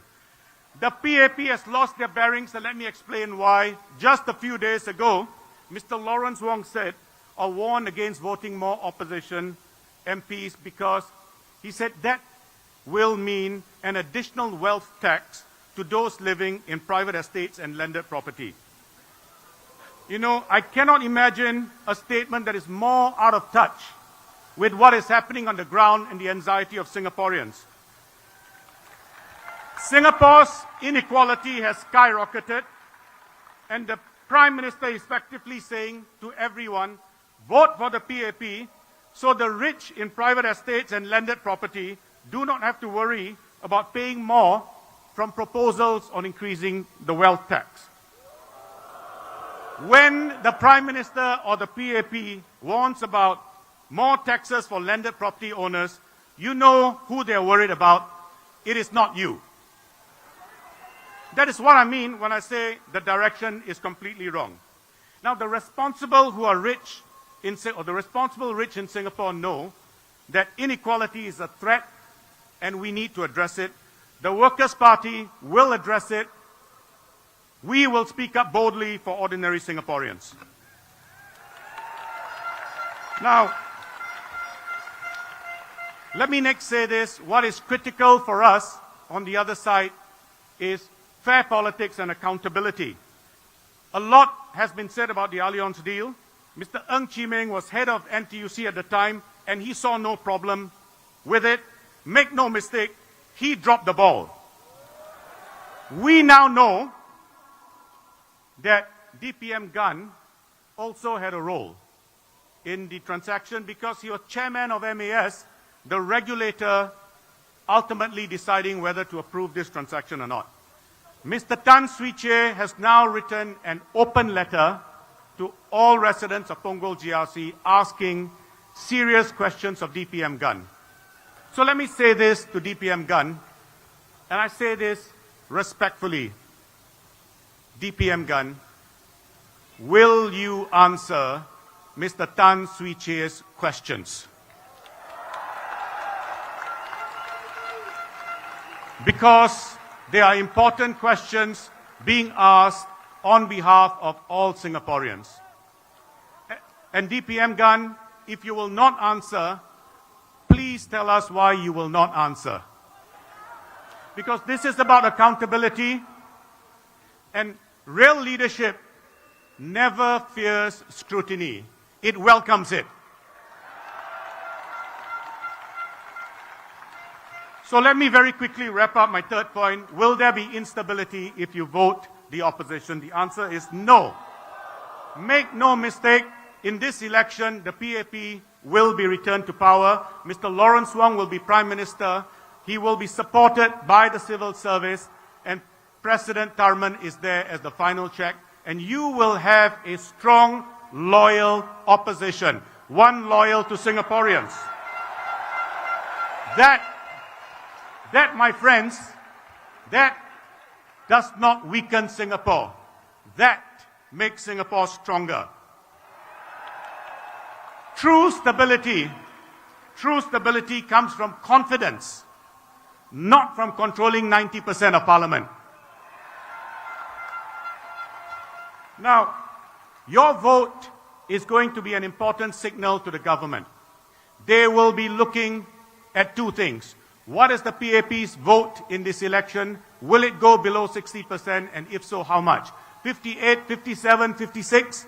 And they will be looking at how many more GRCs and SMCs does the Workers' Party and other opposition MPs secure.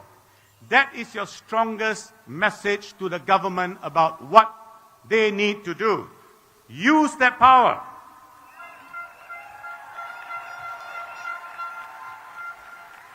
In conclusion, in closing, remember, when you get into the voting booth, Punggol GRC residents, you're not voting just for Punggol. You are voting for the future direction of Singapore.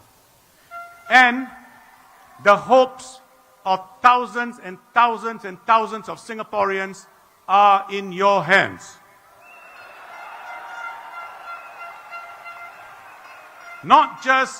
And you'll be voting not just for present generations, but generations unborn who will thank you if you open up Singapore to the Workers' Party with a stronger presence in Parliament.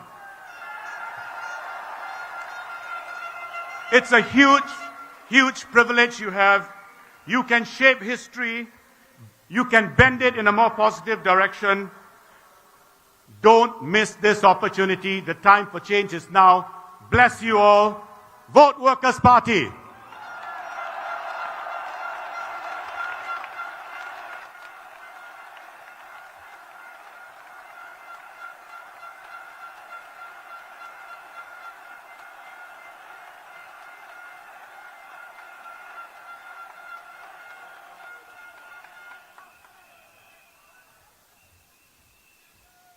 Okay, thank you, Haprit. Okay, next up, our SecGen and a leader for all Singaporeans, Mr. Pritam Singh.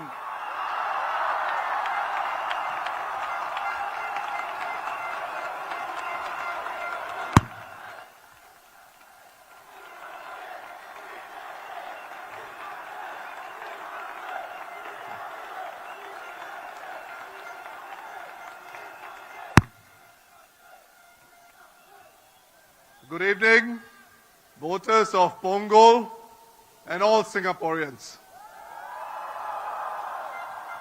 Have you been affected by the super fast rising cost of living.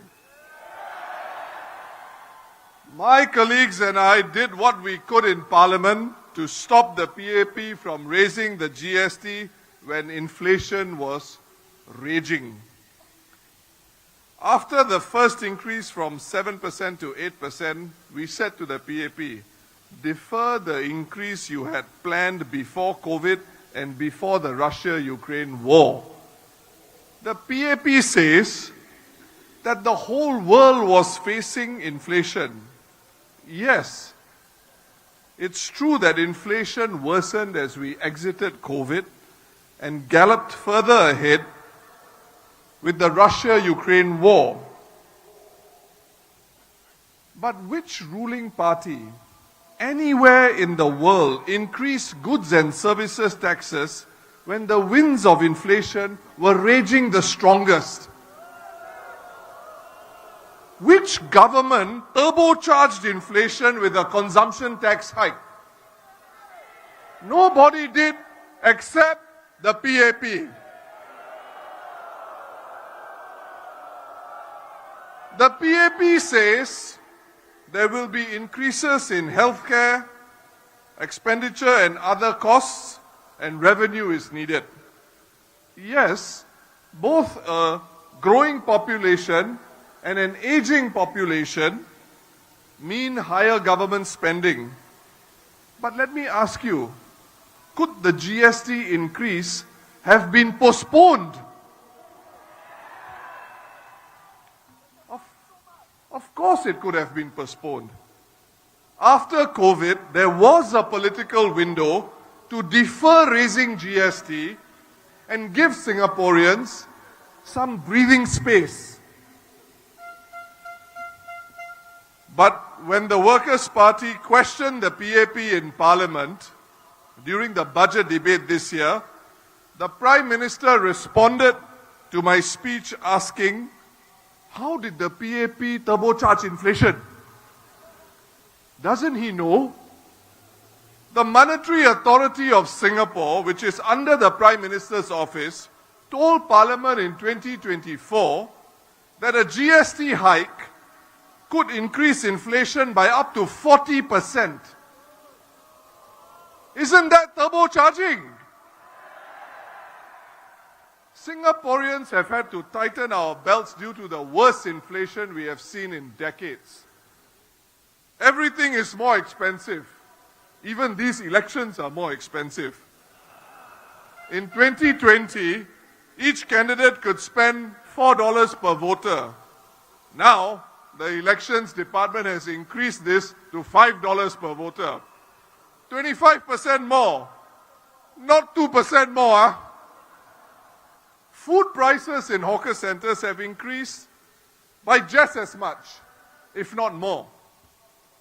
Many Singaporeans rely on CPF retirement payouts because they have stopped working. These payouts do not increase with inflation, and so our seniors are hard hit. The real tragedy is the PAP had enough fiscal room to avoid making things worse for Singaporeans. For this past parliamentary term, we know that the government had a surplus of more than $14 billion. With such a surplus, will the PAP now have the courage to admit that the decision to raise the GST in 2023 and 2024 was poorly timed? There is still time for the PAP to admit to this and apologize. Polling day is on Saturday. Still got time.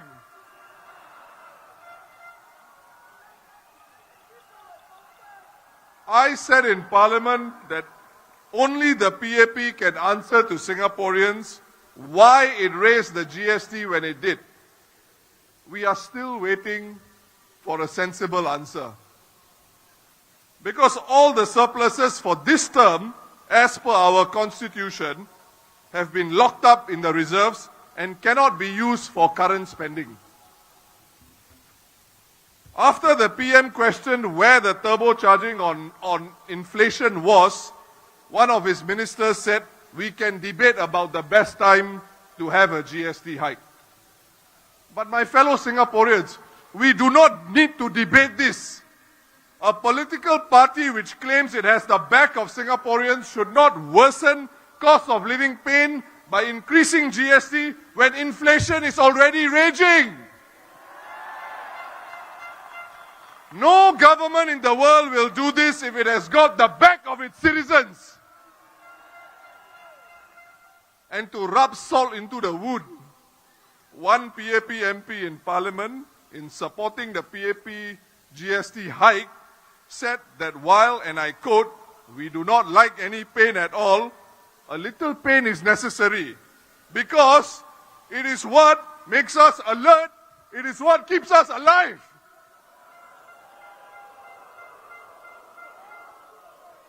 Singaporeans are asking, why did the PAP have to inflict more pain on us?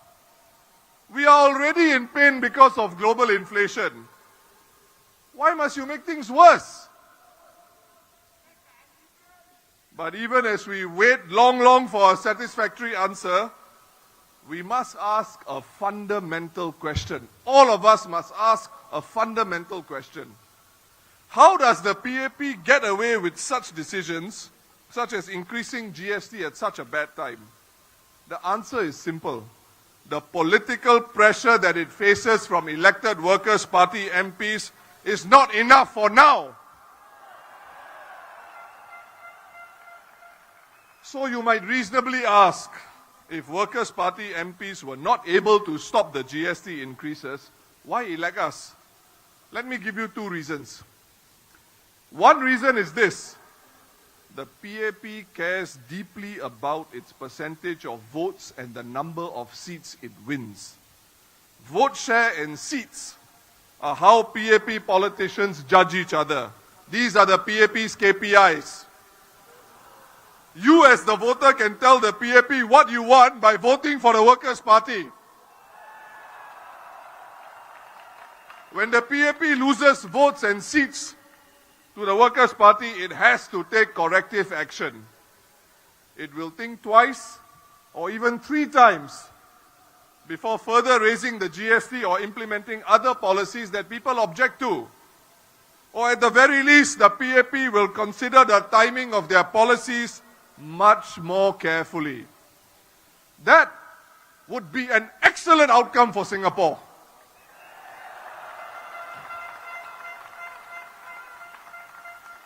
The second reason to vote the Workers' Party is this: when there are Workers' Party MPs in Parliament, we ask the questions that Singaporeans want to ask. The PAP has no choice but to try to justify its decisions and actions in Parliament. And when we offer alternative policies, we put such options into public discussion, and the PAP must respond. The Workers' Party is not naive, nor are we populist. We are a party that does its homework. We know that Singapore will have rising expenditures in healthcare and increased HDB subsidies to finance HDB's deficit. But who should determine how future spending should be funded? Not the PAP on its own. It should be Singaporeans. If you give us your vote, the Workers' Party will debate with the PAP on this and represent you faithfully. Without the Workers' Party working for Singapore in Parliament, the PAP will have a free rein to do whatever it wants. And when you give feedback that you are in pain, what will a PAP MP whose party has a super majority in Parliament tell you? He will tell you, pain is good. It makes you feel alive.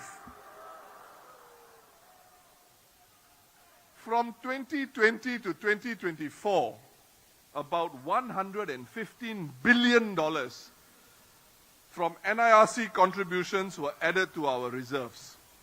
This $115 billion is the investment return from our reserves, and it includes things such as dividends from our assets. Up to 50% can be used for the yearly budget of the NIRC, but the other 50% goes back into the reserves. Following the rules in the Constitution, not a cent of this investment return that goes back into the reserves can be spent to help Singaporeans today. For comparison, about $43 billion was spent to fight COVID. The PAP said this represented 20 years worth of past budget surpluses. 20 years. But the $115 billion collected through NIRC receipts from 2020 to 2024, which went into the reserves, is close to 3 times the amount of money spent to fight COVID, which the PAP called the crisis of a generation. And the $115 billion was accumulated in just 5 years. With so much accumulated, could the PAP have postponed or even cancelled the GST increase? Yes, it could have. On the use of the reserves to fight COVID, the Workers' Party, specifically the Sengkang GRC MP, Mr. Louis Chua, asked the PAP a direct question in Parliament. And it was this. After the largest withdrawal of our reserves since independence to fight COVID, he asked, were our total reserves higher or lower than before COVID? The PAP couldn't even give a straight answer. Instead, the PAP said the reserves continue to grow. That was not the question. To the PAP, just answer the question.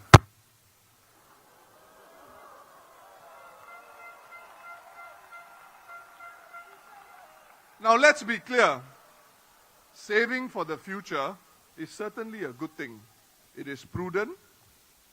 But in Singapore, with more than 80% of land in government hands, Singaporeans should never be shy to ponder and ask, how much is enough for the reserves?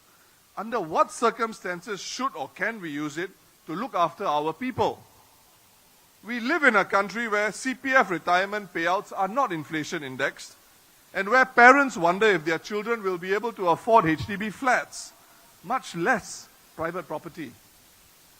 We must continue to question, in good faith, whether we are overburdening the current generations, even as we look to secure Singapore for future generations.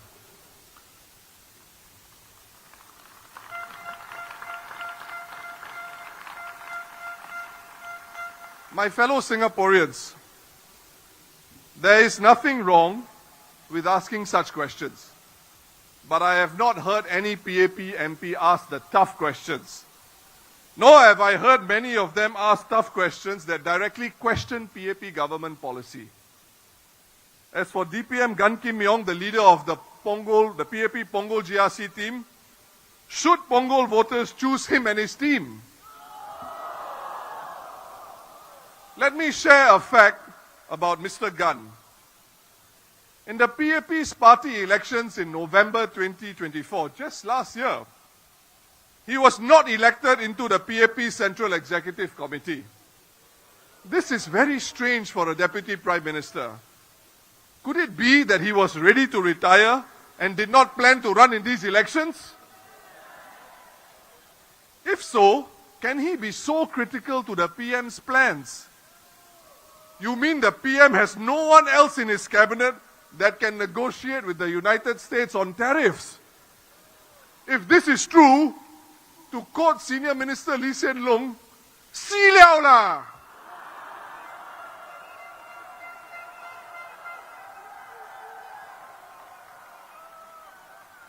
Remember what happened to DPM Heng when he abandoned Tampines GRC at the last minute to contest East Coast GRC in GE2020. He was supposed to be our next Prime Minister, all lined up, ready to take off. But then the PAP tells us, sorry, runway too short. Beside point. DPM Heng has now retired from politics, but I am sure he will continue to contribute to Singapore. Voters of Punggol, Mr. Gan Kim Yong is older than the now retired DPM Heng. If elected, in my view, he's going to be a one-term MP.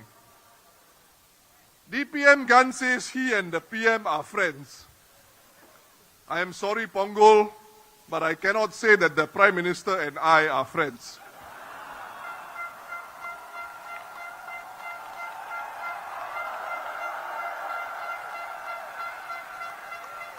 But do I need to be his friend for taxpayer funding to be allocated to Punggol? No!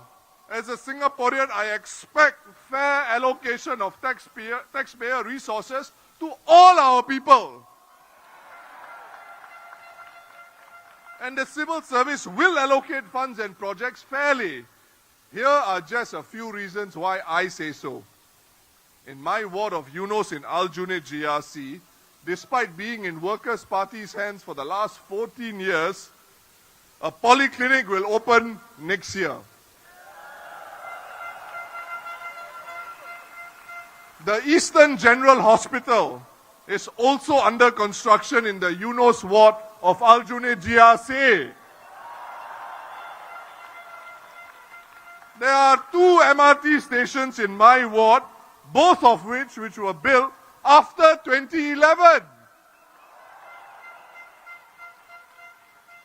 The PAP has learned through the years that putting opposition wards last for upgrading and last for national projects creates a backlash against them in all constituencies in Singapore. So I have every confidence Punggol will be well served.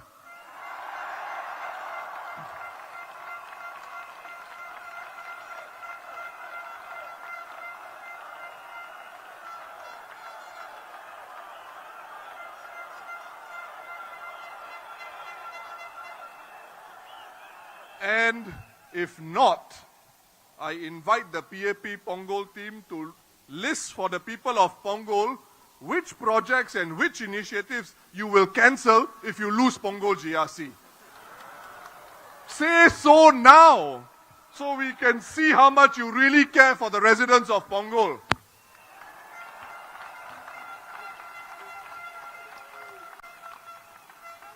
What about in Parliament? Which candidates will make a greater difference for you? 3 of the PAP Punggol candidates are political office holders, as the leader of the WP Punggol team, Mr. Harpreet Singh, has shared. 3 of them being political office holders, do you think they can question the government? They are the government. Who will ask the hard questions in Parliament if there are concerns from Punggol residents? Only the WP Punggol candidates. Now, in my party political broadcast that was televised last week, I shared that in March 2023, despite their super majority, the PAP almost could not pass an amendment to our constitution in Parliament. Lucky for them, there were Workers' Party MPs around. In our parliamentary democracy, do you know whose job it is to ensure that there are enough PAP MPs around to vote on laws proposed by the PAP government? One man has this responsibility in Parliament. It is the government whip. Do you know who that person was in March 2023?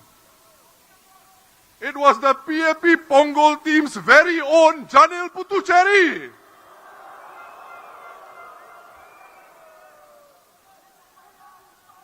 As all NS men know, you must always check strength. You must make sure no soldier is left behind. This is drummed into SAF commanders when they are NSFs. But in March 2023, Janil Puthucheary did not ensure there were enough PAP MPs around to vote for a PAP government's constitutional amendment. But lucky for him, the Workers' Party MPs were present and ready to work for Singapore.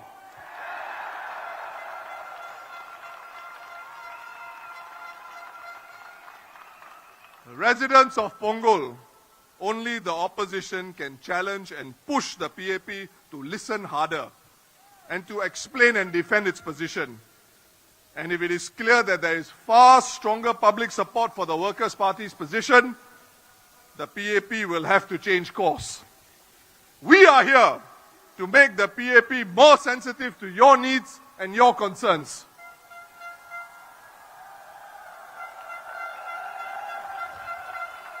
A PAP MP will simply defend the PAP at all costs.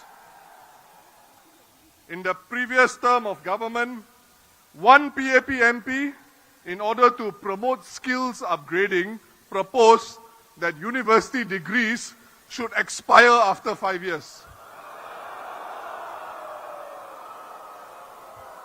How do the PAP MPs come up with such proposals?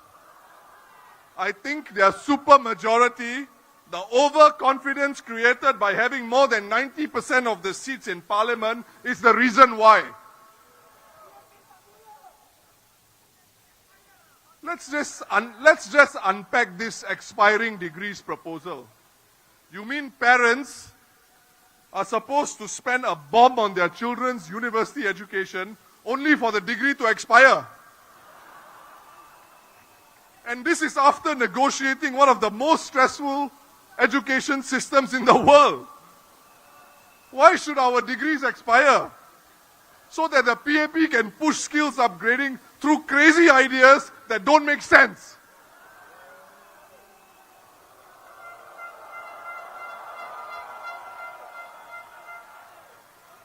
My fellow Singaporeans, lionesses and lions of Punggol, general elections come around only once every 5 years.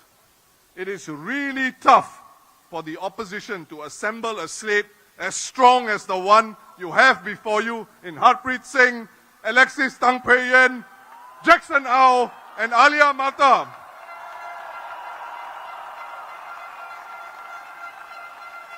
Punggol team, please stand up and let our voters see you.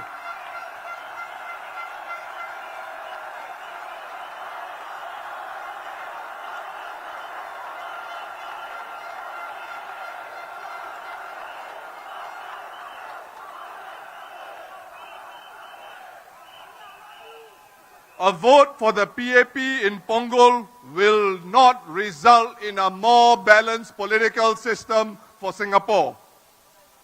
The PAP does not need your vote to form the government, but your vote is really precious for the Workers' Party. We ask you to vote in Singapore's interest and help Singapore achieve a more balanced parliament where your voice is heard.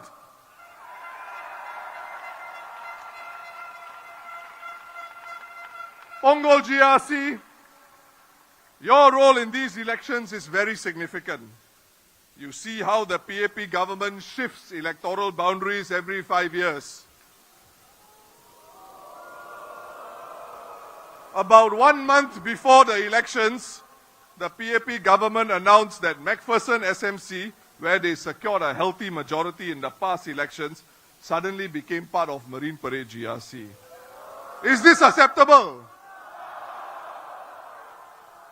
But the terrain in Punggol is different. How much can the PAP government shift electoral boundaries here? Not as much as in Marine Parade Braddell Heights GRC. The PAP government's electoral boundary review committee cannot merge Punggol GRC into Johor.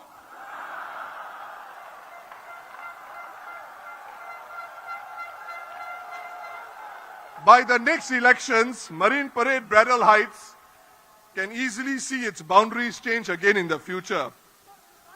It can become Braddell Heights, Potong Pasir GRC, or Mountbatten SMC can be brought into Marine Parade Braddell Heights GRC. Who knows? These changes may harm the Workers' Party's chances of building a more balanced political system. So Punggol, you can send a strong message to the PAP. You can change some electoral boundaries every year, but don't mess with Punggol.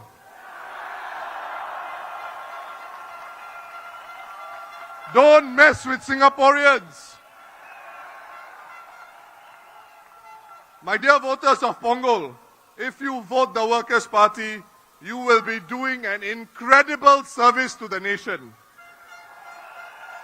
Service based on justice and equality.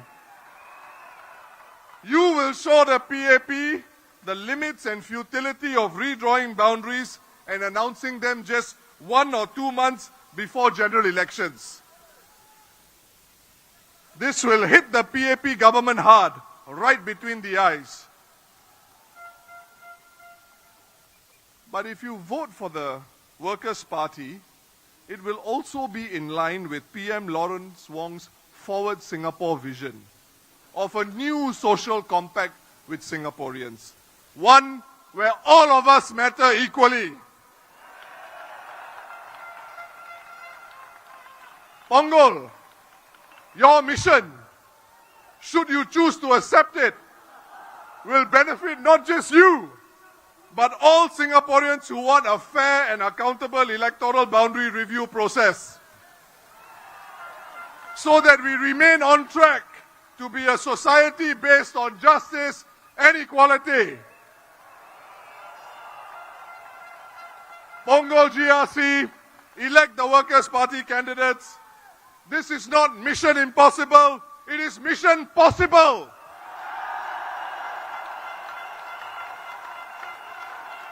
You can do it!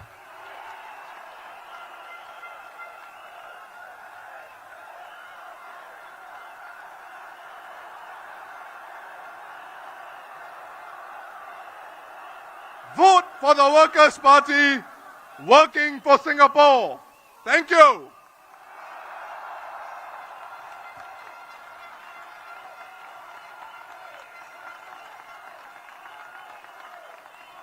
Ladies and gentlemen, it gives me great honor and great pleasure to introduce the final speaker of this rally.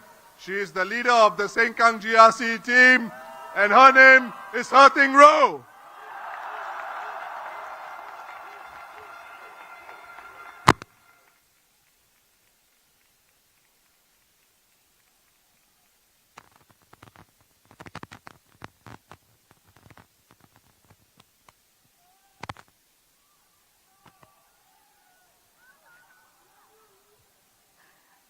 Residents of Punggol GRC,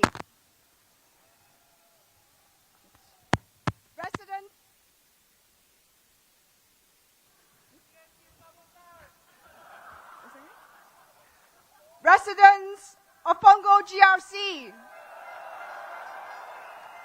Jalan Kayu SMC, and Sengkang GRC. Good evening. 在2020年当选的时候，我曾经向大家承诺过，无论你们当时票投给谁，只要是盛港的居民，我们就会为你奋斗。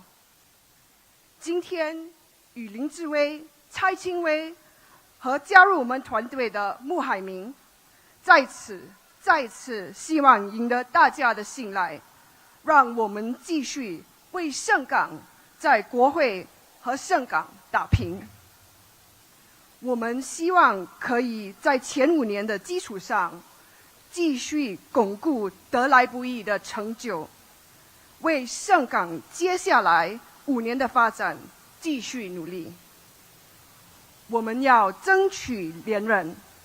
面前的挑战十分严峻，不过有大家的支持，我们会无畏无惧奋斗下去，绝对不会辜负各位的寄托和期望。5月3号，各位面对投票箱，请大家把手中神圣的那一票投给工人党，让我们跟大家一起向前进。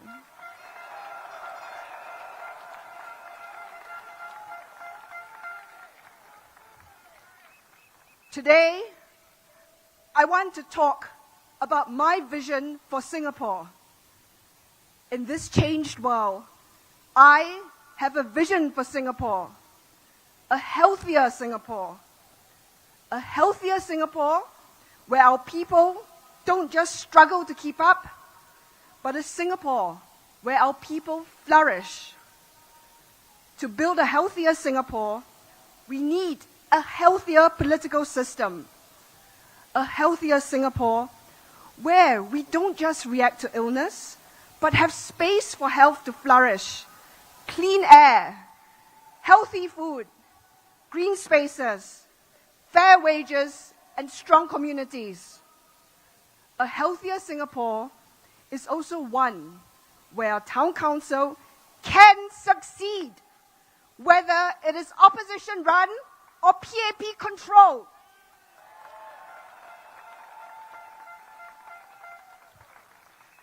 Against the odds, we've shown in Sengkang, this can be done.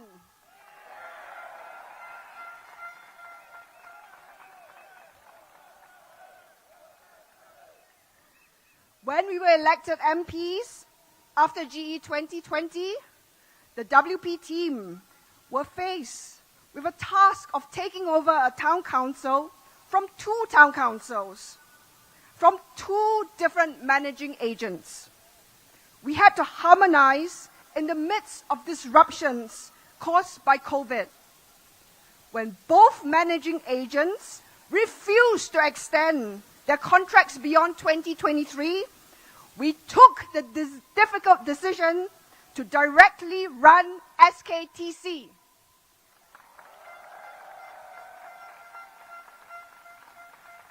Sengkang Town Council hired directly and set up teams from scratch. We were supported by the experience of party colleagues and professionals working in town management, for which we are deeply grateful.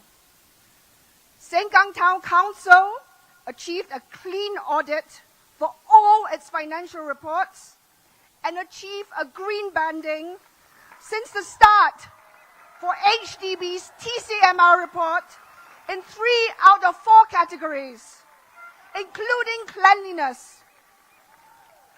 For arrears management, SKTC was banded amber after we took over. And through the hard work of the team, brought it back into the green band for financial year 2023.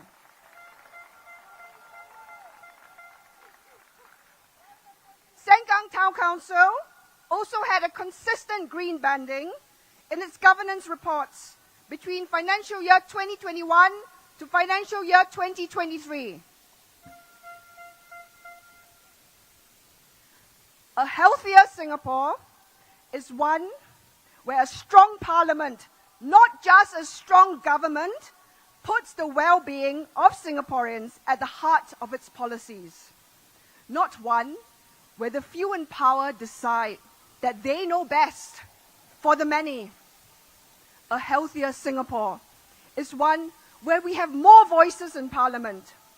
With more of us in Parliament, we have more time to speak up, more space to scrutinize bad policies, and more weight to push for policies that benefit more Singaporeans.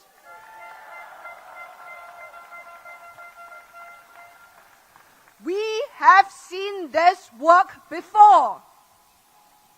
Last year, WP MPs led the charge in Parliament against the sale of NTUC income in August. The PAP government heard the people loud and clear. They rushed to pass legislation a few months later to block the sale.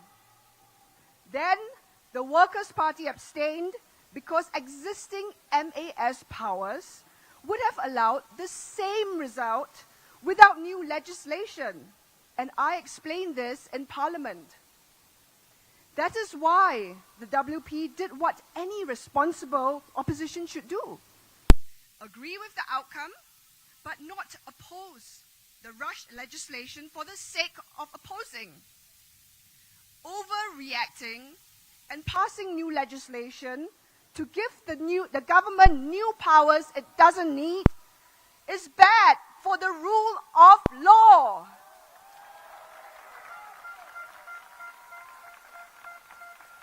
And the main takeaway from the botched alliance deal is this: the government responds to the opposition. It responds to you. But even when the government overreacts, the opposition can be trusted to keep the wheel steady.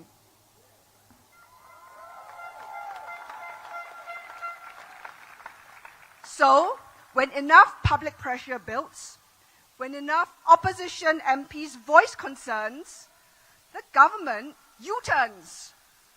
We've seen it before. We've seen it with the blocking of the NTUC income deal, with CPF housing rules, with cost of living relief. So yes, your vote, your voice matters towards a healthier Singapore.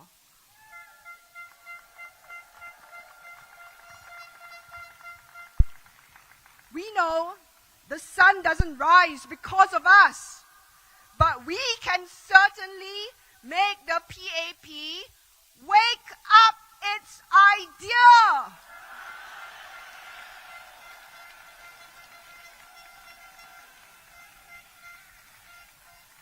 Because a healthier opposition isn't just built on policies alone. It is built off the back of its people, on our strength, on our compassion, our courage. We see so many of you doing the work to keep our nation going. You do so quietly, caring for an aging parent, helping a neighbor who struggles, mentoring a youth who has lost their way. It is why we have fought hard to measure your contributions in ways that our current measure of GDP does not. Like good health, it is easy to take the presence of a loyal, responsible opposition as a given. Yet, have we ever truly stopped to pause and think about what the health of a political system would be if we fail to elect enough opposition MPs to Parliament? 10 years ago, this nearly happened. Faced with widespread fears about a freak election making the PAP lose power, we instead nearly faced a wipeout of elected opposition MPs. Mr. Lau Tia Kiang's Aljunied GRC team narrowly scraped through with less than 51% of the votes that year. If we had lost Aljunied GRC with just one or no opposition MPs elected into Parliament, do you think that the PAP will listen to you? Do you think that we can count on only our nominated MPs to uphold the health of our political system? No! Just a few days before Budget 2025, 2 NMPs stepped down because they suddenly thought that they wanted to become elected. And under the PAP banner. Perhaps someone should ask them what they believe elected MPs can do that NMPs cannot. Dear voters, I call on you today, let us not again risk losing elected opposition MPs in Parliament. Instead, vote to build a healthier Singapore, one that sees you, supports you, and works with you. 5 years ago, you made your vote count and elected the Workers' Party Sengkang GRC team into Parliament. Today,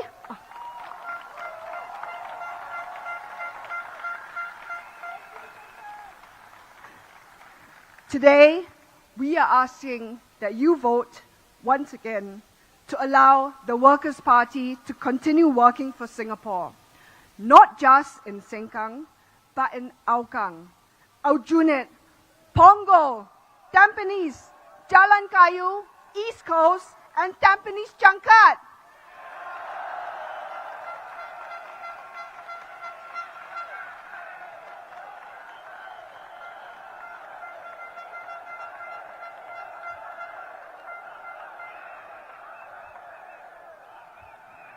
Vote for the Workers' Party so that we can, all of us, continue to work together for our beloved country, our Singapore.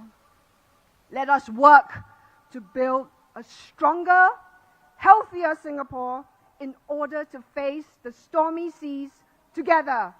Thank you.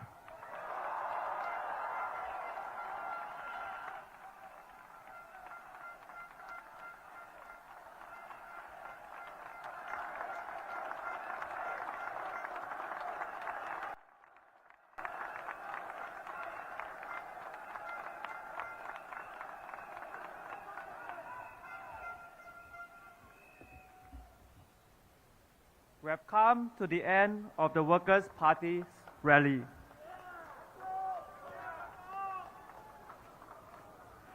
Please look out for our next rally in the news and in our social media. At this point, we would like to advise everyone to disperse in an orderly and safe manner via the 2 exits. Please do take guidance from the police and the signages. 感谢大家的热情参与，今晚的群众大会到此结束，请大家有秩序、安全离开场地。大选期间，我们也将在其他选区举办群众大会，我们会把日期、时间和地点发到工人党的社交媒体账号，请您关注且留意。谢谢大家。Thank you. Please have a safe trip home. Take photo.